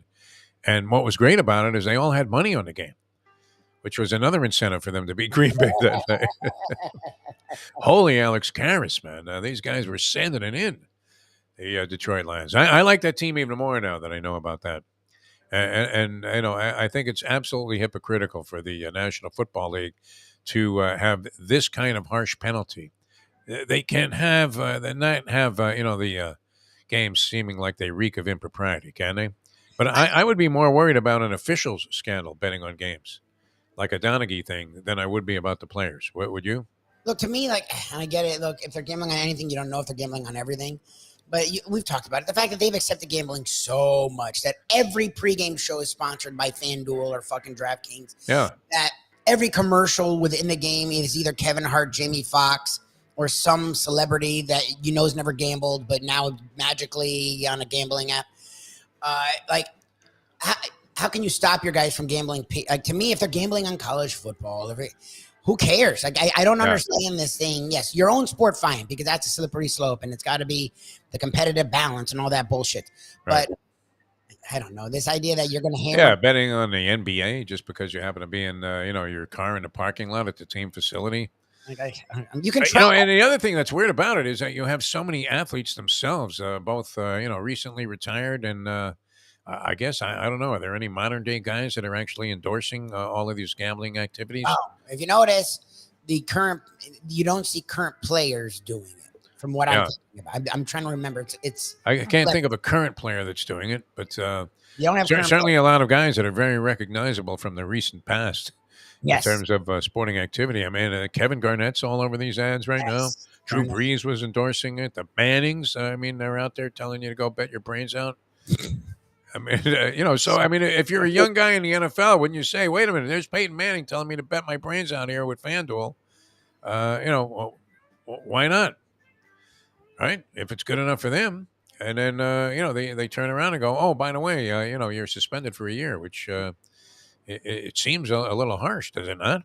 I think it's utterly ridiculous. I just think it's utterly ridiculous for how much you're in bed with the gambling community. Like, what are they going to do? Make Art Schlichter the commissioner pretty soon? Is he still alive? Schlichter. Talk about a degenerate. He would be the, unfortunately, it cost him a lot in his life, but, just a sick degenerate. Art Schlichter, the former Ohio State quarterback. And did Schlichter win a Heisman Trophy? He's not even old. He's 63. Still around, huh? Yeah, he's 63. Is he incarcerated now? Where is he? 9 years your junior. Wow. Art Schlichter. I don't know what the fuck he's doing with his life, but he's alive. All right. That's good to know because, when he got parole he got parole in 2021. God, okay. Damn. So he just got out of the slammer there, and it wouldn't be surprising to find him somehow advising people in the front offices of the National Football League on how to deal with this sort of thing, this big problem that they have. All right, we're going to come back with more in a moment. Well, we'll take up until 9 o'clock today. So Lubie does not believe that Aaron Rodgers puts the Jets over the top. You still have the Buffalo Bills to contend with, although they appear to be vulnerable, do they not? The New England Patriots, I don't know that they can get enough firepower to be contenders again anytime soon. They wanted to get rid of Mac Jones. They didn't. So they're coming back with this guy that now knows it's pretty clear that they don't really feel that they can count on. The Dolphins, we don't know. I mean, you would like to be optimistic, but not sure. Same holes still exist, do they not? You're going to wear those same jeans with the hole in them? They addressed the linebacker, getting the guy from the Titans that people thought his issue is injuries, but if he can stay healthy, which is this team's issue, is really good. And they brought in Ramsey. So they actually don't have, and they're getting Brandon Jones, who actually played really well. They're getting him back. They actually don't have the same holes. They are supposedly finally going to target a running back. Like McDaniel's been very open that he likes the kid from Alabama. So even if they don't get him, maybe the Charbonnet kid out of UCLA. Like, that's the thing. They don't. The hole is. Listen to you with this left draft. tackle. Wow. That's what it is. Right tackle, left guard. Those are their two holes that Chris Greer totally did not address at all. No. For some reason. Why would you address your biggest needs in the offseason? But supposedly. When you can get like Hector Barrios to return punts. Yeah. Exactly. Braxton Berrios. It's great. Braxton Barrios, yeah. Hector Barrios is a boxer. Well, I mean, it's nice to get guys here. I mean, he was obviously a player that was well liked. I don't know that, he certainly, seemed to exhibit some ability on special teams. Did he not? Barrios, pretty exciting He's a really player. good special teamer. Okay. Yeah. Who is the guy now? I'm blanking on the name of the guy that Syracuse kid. Oh, Scott Schwades. Oh, you're sorry. Scott Schwades. Remember Mr. Fair Catch? OJ McDuffie. Nobody within 40 yards of Schwades, man. Shula was so paranoid that his guy was going to fumble that he, had ordered him to make a fair catch on virtually everything.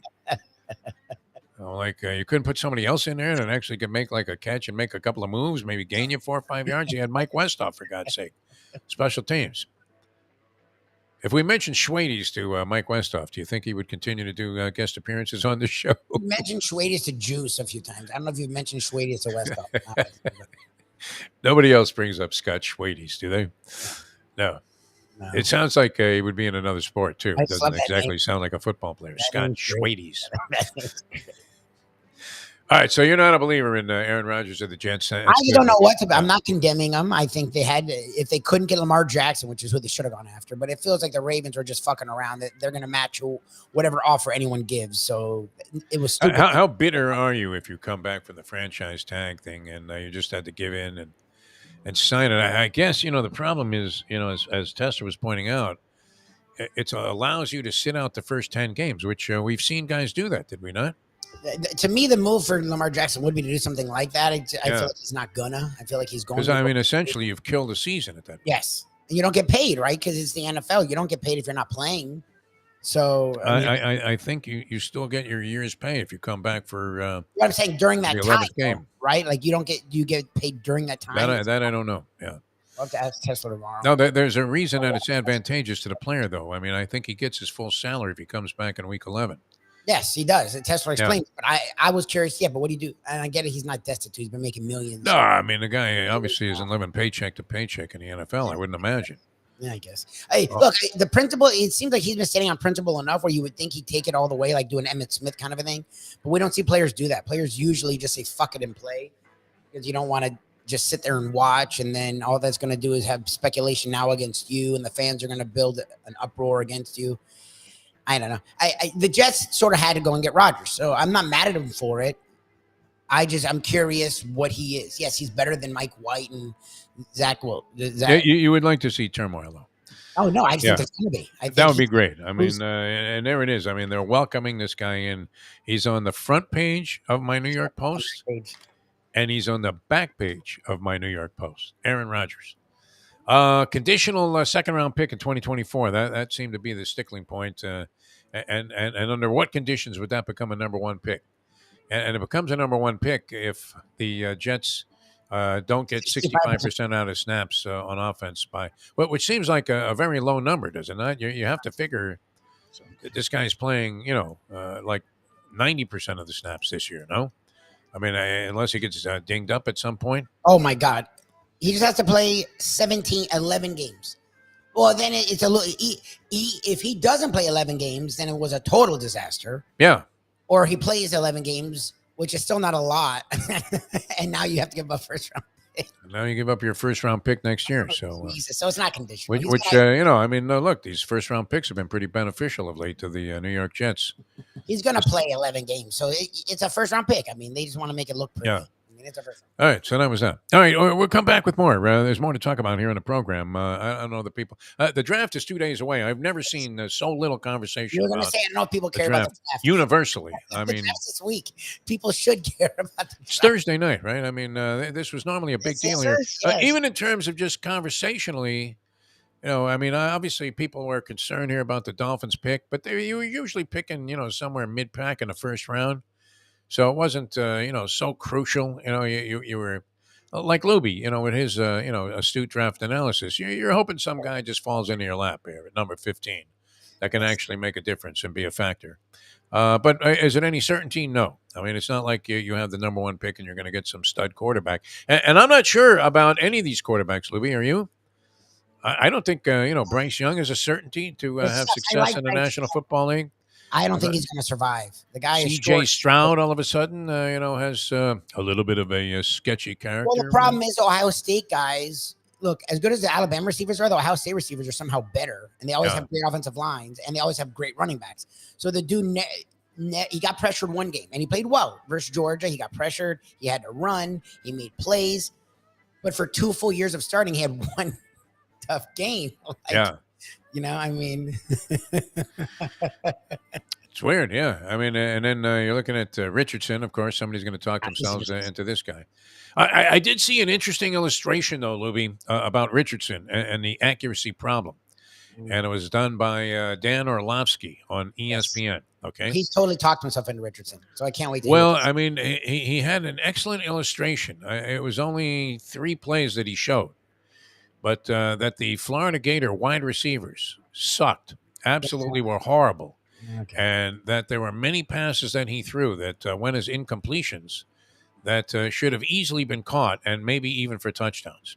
Okay. That the ball was right there on the money and would either hit the guy in the helmet or just be flat out dropped. Now, all quarterbacks have drops. A lot of quarterbacks throw lousy passes that end up going for completions and touchdown passes. He didn't watch a lot of Richardson. He's watched a lot of highlight film. I watched a lot of Anthony Richardson. He sucked. I'm sorry. Okay. You can feel whatever you want.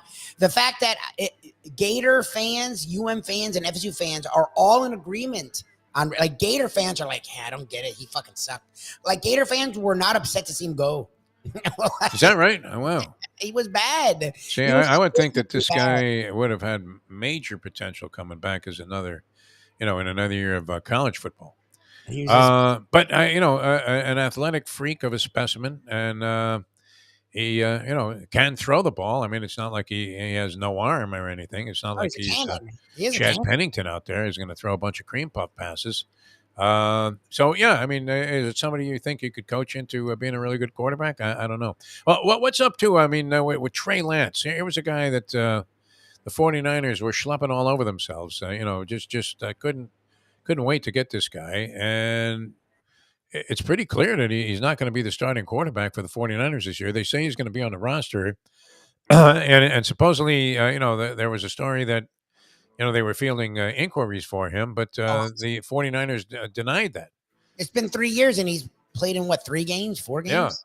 Yeah. And is he any good? I don't know. I mean, is he somebody that you would want to acquire via trade and take a shot with if you were one of these quarterback bereft teams? I'm not trading a ton of pace for him. Yeah, I mean, it's an interesting situation there because, he has barely played. And, this Purdy guy distinguished himself as, a guy that you could win with for sure. And he held up pretty well under pressure until what? Until he got to the period there where he was getting crushed like a grape, right, by the Philadelphia pass rush. They did go on to win the Super Bowl, Defo.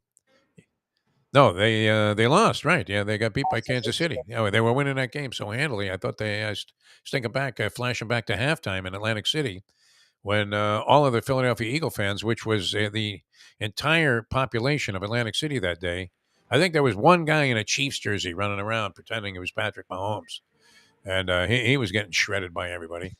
Did they not have that game in the bag until the second half? That was The Eagles, yeah. I'm talking about yeah. this Bowl, yes. But they destroyed San Francisco in that game. And Well, they San couldn't Francisco had throw. no quarterback. Yeah, Literally, it was like when Florida State played Florida and Marcus Outzen was quarterback, and they had Peter Warwick running every play because yeah. No, that was ugly. Yeah. they did a 3-yard pass. Like they literally just stopped throwing. Rarely have I felt any empathy or sympathy for bad. Kyle Shanahan ever since he blew that Super Bowl against the Patriots when he was OCing the Atlanta Falcons. But and he's had his share of good moments there. I mean, obviously San Francisco has been a formidable team every year. Yet this Trey Lance thing looms as a giant mistake at this They point. traded up and gave up a lot to get him. Yeah, He's so never going to play for them ever. and they got Mr. Irrelevant playing quarterback. Unbelievable. Shows you that the draft. I mean, why do we even talk about it? How stupid is the freaking draft? Guy you trade up for. I mean, you're falling all over yourself in the war room, going, "Well, you got to get this guy. Got to get this guy." And they trade up to what, like number 3 overall to get Trey Lance? Yes. And then with the Mr. Irrelevant pick, I mean, a guy that you normally take like some guy, you take like Oscar De La Hoya with that pick. Yeah. Just like some joke. You take a NASCAR driver. Yeah, we'll take Cale Yarborough, even though he's dead. And they get this guy Purdy who, ends up, looking pretty good for Exactly the what most they part. need, yeah. Yeah, unbelievable. All right, we're coming back with more in a moment here on the Defo Show. We'll have Mike Mayo's Lunchbox at 12 o'clock. Mike has not been eating on the show lately. Is that some new policy that he's... Well, his house has been underwater, so he's probably trying to get that in order, I presume. At least a pizza or something from the pizza spot?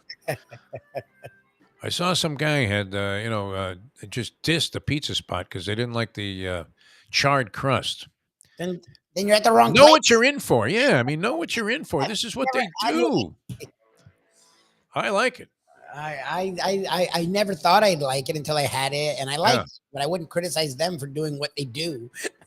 No, this is how it's a New Haven style pizza. That's how they do it, man. It's like, ugh, the fried chicken at KFC. Like, why wouldn't they just have some, fish? It's like, because it's KFC. Exactly, right. Who's ordering the codfish sandwich? Yeah. Go for the burgers at KFC, you dumbass. That's ordering wrong. That's one of Mayo's things, man. Yes, that is ordering wrong. Although we've been in heated arguments about that.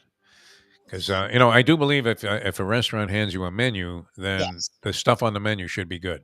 Especially if it's a nicer place. Yeah. Like, you should be able to trust whatever it is. I didn't fight you on that. I just was always raised, like my family was weird about like going to a place and going off the board. It's like, look, you're at a steakhouse. Certain things, yeah, right. I mean, if you're going to Smith & Walensky, I don't know. Are you ordering the fish? Probably not. Unless that, But I would lower my expectations and be surprised.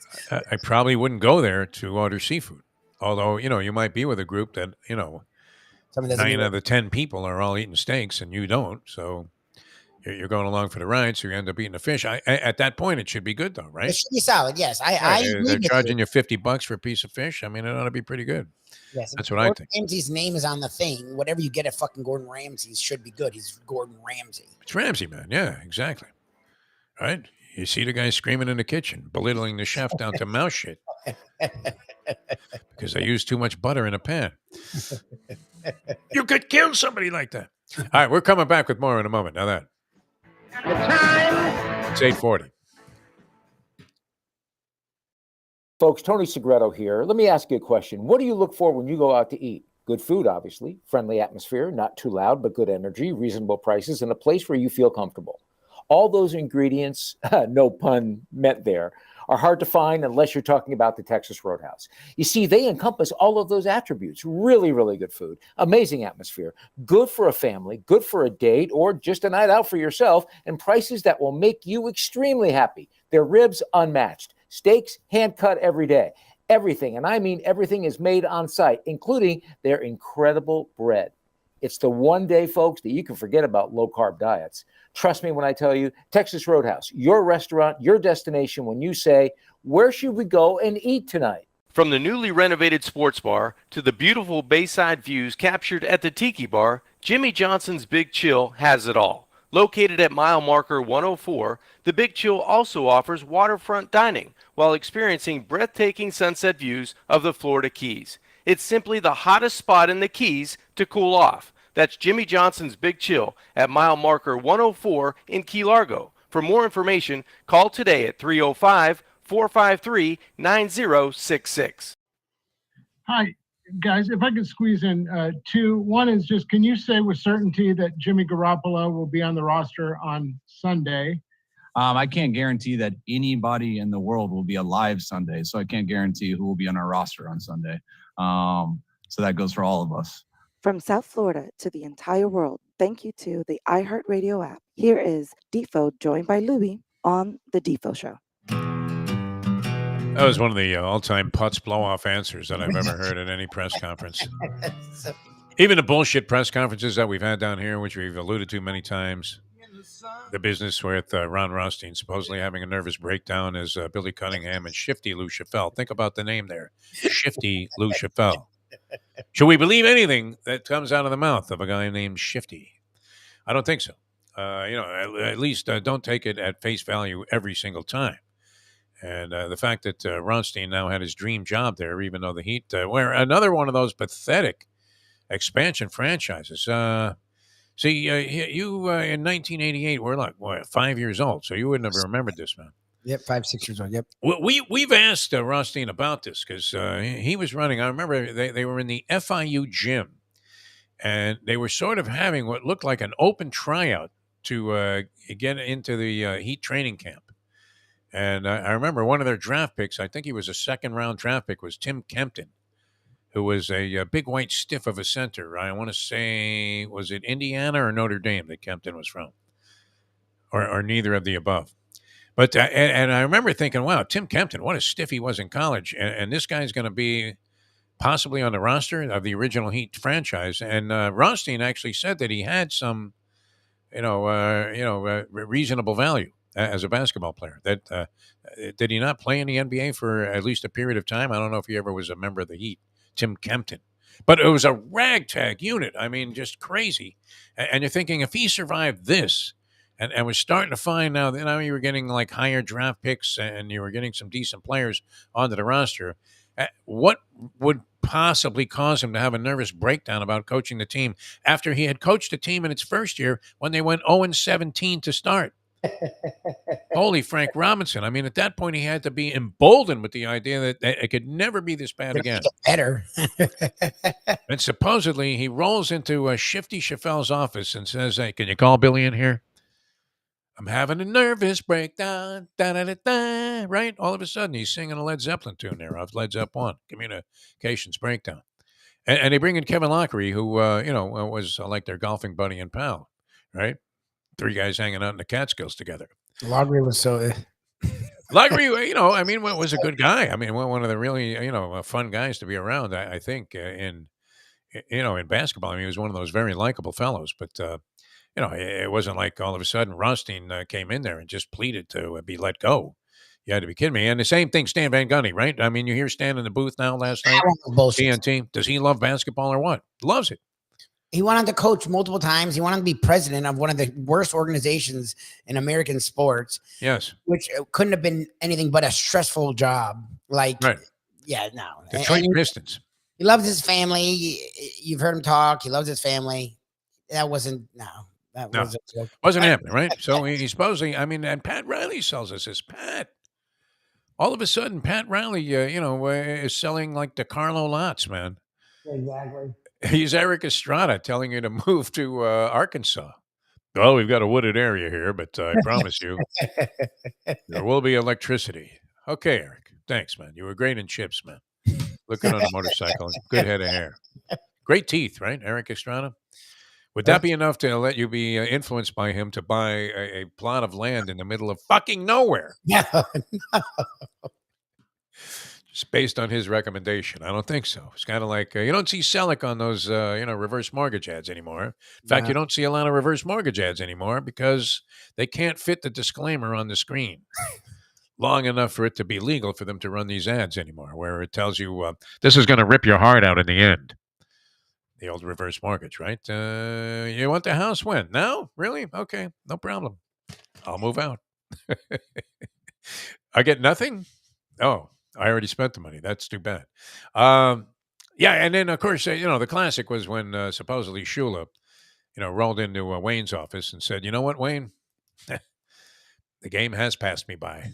And I want Jimmy Johnson to take over. And, the perfect guy to take over this team that I've assembled, that I wanted to take one last brilliant shot at fame with, would be the guy I despise the most, Jimmy Johnson. I mean, if he had named Nick Saban as his successor, it wouldn't have been any worse.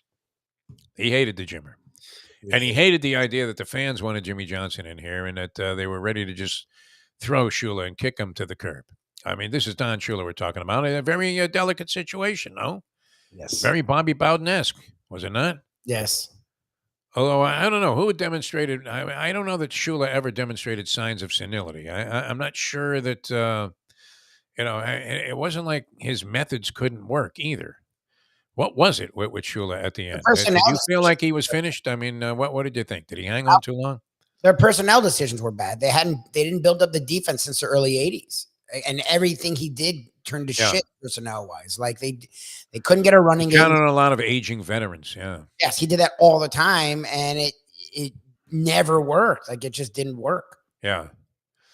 I still admired the man. I mean, and I don't know. That was a tough one because we took a lot of calls during that period of time. And I'll never forget, I've said this a few times, one of my favorite shows I've ever conducted. And it was indicative of exactly how the sports fan thinks.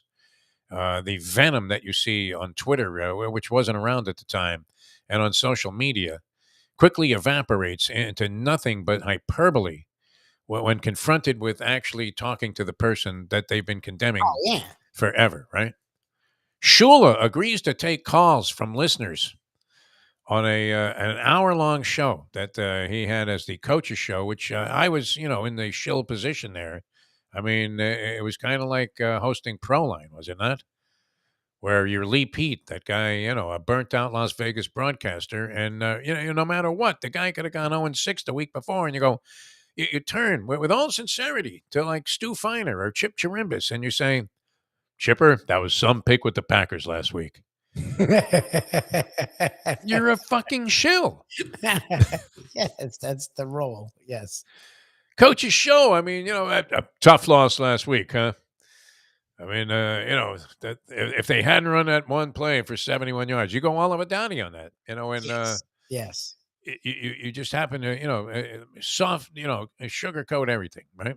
Yes. Well, that one run where they went for 75 yards and a touchdown, coach, that was really unfortunate. Well, the turf was a little slippery there, and McNeil just happened to fall down, and Riggins turned the corner, and he went all the way.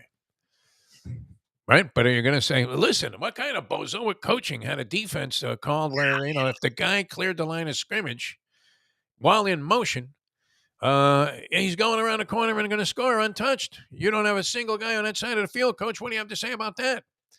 Not going to happen on a coach's show. No. What kind of bonehead adjustments did you make at halftime that led to the collapse of the team in the San Diego game, Coach Shula? Not happening on the Don Shula show. No. So anyway, people are calling in. They're absolutely livid for months, Lubie, saying, why doesn't the coach take questions from the audience instead of you shill DeForest?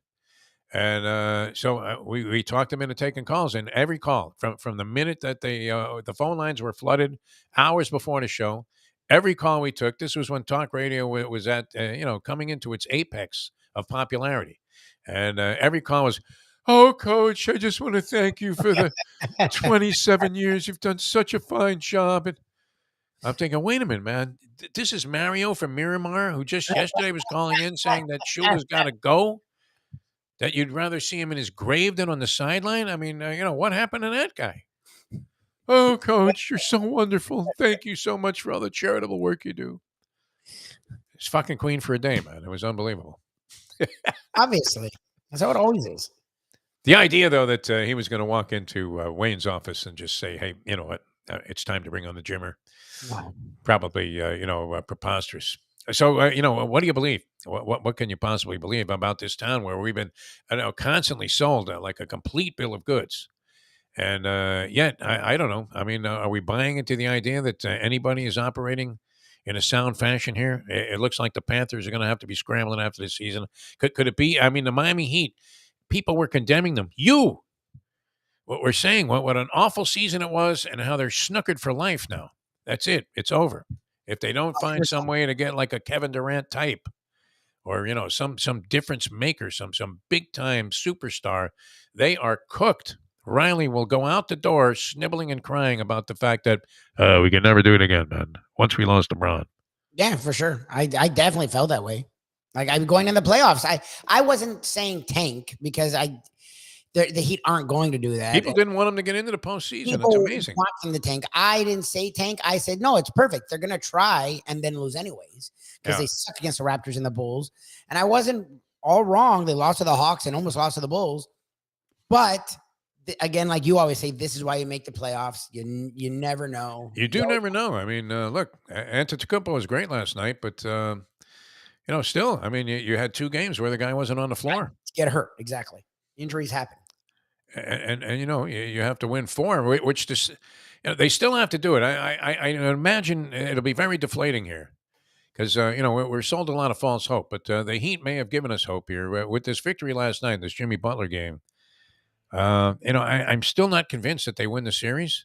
Yeah, isn't that weird? And yet, I mean, should that not have done the trick last night? It should have, but it wasn't like they were rolling. They literally were 6 minutes away from being 2-2, and most of us thinking the series was, for all intents and purposes, doomed. It would be Milwaukee in 6 at that point. Yes, that's what I figured. I figured. I'm like, look, it'll come to 6. Maybe they can make it 7. They're not going to win 7. The series by them having a chance of winning is over. Now, okay, 3-1, you're in the driver's seat. To me, they have most series they would be the favorite. To me, they're in the driver's seat. And they have a chance to win now because look, the Bucks are the better team. I mean, they just are. Well, they get a free swing in Milwaukee, which most people are expecting them to lose. I would say, 99% of people are thinking that they go down in this game, which would be the time to unload on the Heat on the money line. Getting 11.5 points is one thing. Yeah, that was a very generous allotment of points, though. The game went off 7.5. And you didn't know what Antetokounmpo was going to do. I mean, for all we knew, he was going to go out there in Willis Reed type fashion, play a couple of plays, score 4 points, and sit the bench the rest of the way. So that line climbed. I mean, almost doubled from where it was at. I think it was like 4.5 going into. Let's see, Bucks were favored by 4 early in the morning yesterday, and it went off 7.5. Imagine who was it? Was it the Sheik who sent this money in? What do you think? Was that Saudi money that went in at the last second there on DraftKings? Are they encouraging the Saudis to wager? I have no comment. Wouldn't you like to book the action of some clueless oil baron? Maybe you could give them a copy of Action Sports and their burial pick of the day. All right, a lot of fun being with you today. We thank you guys so much for tuning in. We'll have Mike Mayo's Lunchbox. That's coming up. Tonight, you have 3 games in the National Hockey League. Islanders and Carolina. Carolina's up 3-1. They can close it out. That's in Carolina. You also have Minnesota and Dallas. And Dallas and Minnesota are tied at 2 apiece. That one going back to the Stars' home ice. Edmonton and the LA Kings, man. That's been a life and death, blood and guts battle. And that is tied at 2-2 also. And that game is in Edmonton, where I didn't realize they had 300-point scorers on the Edmonton Oilers roster. Right, we all know about McDavid, and the guy had a sensational year. Did he not break every record? He made us forget about Wayne Gretzky this past season. The guy was sensational. You would have thought Edmonton would have had a solid edge in this series, and yet their life and death to be 2-2. They were very lucky to win that last game against the LA Kings. So the hockey's been sensational, and the NBA, I believe, has delivered quite a few thrills, Lubie, so far. First round of the playoffs. It's not the usual. I mean, there has been some chalk prevailing, as you might expect, but you've had a lot of, very, very entertaining games and interesting developments. Although, it's a shame, really, that Kawhi Leonard is going to miss this next game also because we don't know what to make of the Phoenix Suns, except you would have to say that so far, as great as Booker and Durant have been, they've been underwhelming. in barely being able to beat the Clippers, who don't have their two best players on the floor. Look, and the Nuggets threw one away because they had a chance to sweep, and the T-Wolves just enough talent to hold off and save their ass. The Nuggets have been the number one seed all year, and I think finally we'll get to see them showcase because no one wants to pay attention to them because Jokic is scoring, and no one trusts Jamal Murray and Aaron Gordon to stay healthy. But you'll have to when they play the Suns because right now they're the better team. The Suns have more stars. The Nuggets are deeper and better. Yes, you would think that would be a problem, and the Nuggets would hold the home court advantage. Kawhi didn't play in that game, and it was a fucking dogfight until the end. Yes. Booker played out of his mind, and Durant played fine, and they almost lost to a Clippers team that didn't have Kawhi or Paul George. De'Aaron Fox, I think, does not play tonight. He's hurt. It's crazy. All these guys are hurt. Are the Kings in action tonight? I think it's very light NBA action, in spite of the fact that you have 3 hockey games. I believe there might be only one game going in the NBA. Is that possible? You have Hawks, Celtics. Oh, yeah. Last night you had 2. It was last night you had 2. Hawks, Celtics, Timberwolves, Nuggets, Clippers, Suns are tonight. Oh, okay. Yeah. All right. So, and the Clippers are getting 12 points on the road against the Suns, even though the games have been relatively close. Nuggets laying 9 against the T-Wolves. Celtics laying 12 against the Hawks at home. Wow. 3-dog night, Lubie? Taking all those points, double digits? What do you think? Or are we, going right into the same business as this Michael LaBeouf, who brilliantly says the shrewd money was going on Winnipeg last night. If you're telling me spread-wise, I could see the Hawks hanging around. Could they be within 12 of the Celtics? Those are big spreads, are they not? I mean, it's kind of like the spread that we'll see on the buffet at the exactly. It makes me feel like the 10 brunch Sunday at I actually would go 2 dogs. I feel like the Hawks and I feel like the Clippers are going to cover. I think they're going to lose, but I think they're going to cover. Those are big. I don't like those spreads at all. 2 dogs. Which 2 dogs? I would say the Nuggets will close out. The Nuggets will close out. The Nuggets aren't going to lose another game, and I think they'll cover. I think when they close out, they're going to close out definitively and going to win big. Okay. That last game, yeah, they know they shouldn't have. Yeah, the Hawks are giving everything they have. I mean, a little Clint Capella in there. Yeah, they can just score. Like they can score. If Trae Young, Mr. Inefficient, is hitting his shots, which even when he's hitting them, he still is like 9 for 30. Yeah, it's like it's those line drive bricks from 40 feet that really. I mean, you're looking at that going, that's a disgrace that you would even attempt that shot. I don't care if you make it once in a while. You're making 1 out of 10 of those, Trae. Yeah, the team. So knock it off. The defense is like heaven. You're in your inner zone. You're fucking us. You want to settle for a 35-footer? Do it. Yeah. Go ahead. You make that. That's great, man.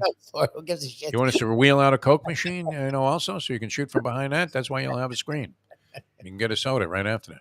All right, that'll do it for us. We'll see you on Mike Mayo's Lunchbox at 12 o'clock today with the great Mike Mayo. For Mike Lubie Lubitz, I'm Jeff DeForest. Thanks for tuning in, everybody. It was a lot of fun. That was a great performance by Jimmy Butler last night. We do have to applaud it. Oh, Jimmy. As strong a performance by a local athlete as we've seen, maybe ever. I mean, ever, right? Honestly, we've had a chance to witness many great games by individuals. That ranks up there as among the highest. Josh Beckett, look, the stakes obviously were higher. The blueprint was on the line in that Celtics Heat game. I think the series was pretty much on the line here last night. Yes. If the Bucks win, I believe they handled the series relatively easily, 6 or 7 games. But which would be all they had left as choice. But I can't see them losing twice at home if they had tied it up at 2-2. The question now is, will they get back there? If, as most expect, they prevail in this next game. So that's tomorrow night, Lubie? You don't have to wait long for this. Okay, beautiful. Tomorrow, and then the Knicks and Cavs got an extra day off for some reason. I don't know. Has it not been a sporting orgasm, though? I mean, look, you're watching a game, they go to commercial, and now you have 3 other games you got to find. It feels like the tournament. It feels like exactly. Every day you have like 3 games you can watch if you really want to. Been good to be a sports fan lately, right? I mean, you come home, if you want to just plop down on the couch, maybe doze off for a while, you wake up and they're still in overtime in the hockey game. Yes. It's being played on the West Coast. It's great. All right, we'll see you later on, 12 o'clock today on South Florida Live. Thanks for tuning in, everybody. You can also catch our Defo on 5. That's 5 Reasons Sports Network. You can pop down on. That's always a lot of fun, and we will catch you later on as we leave you now that. The time. 9:01. Let's go to eat a damn snack. Look what they done to my soul.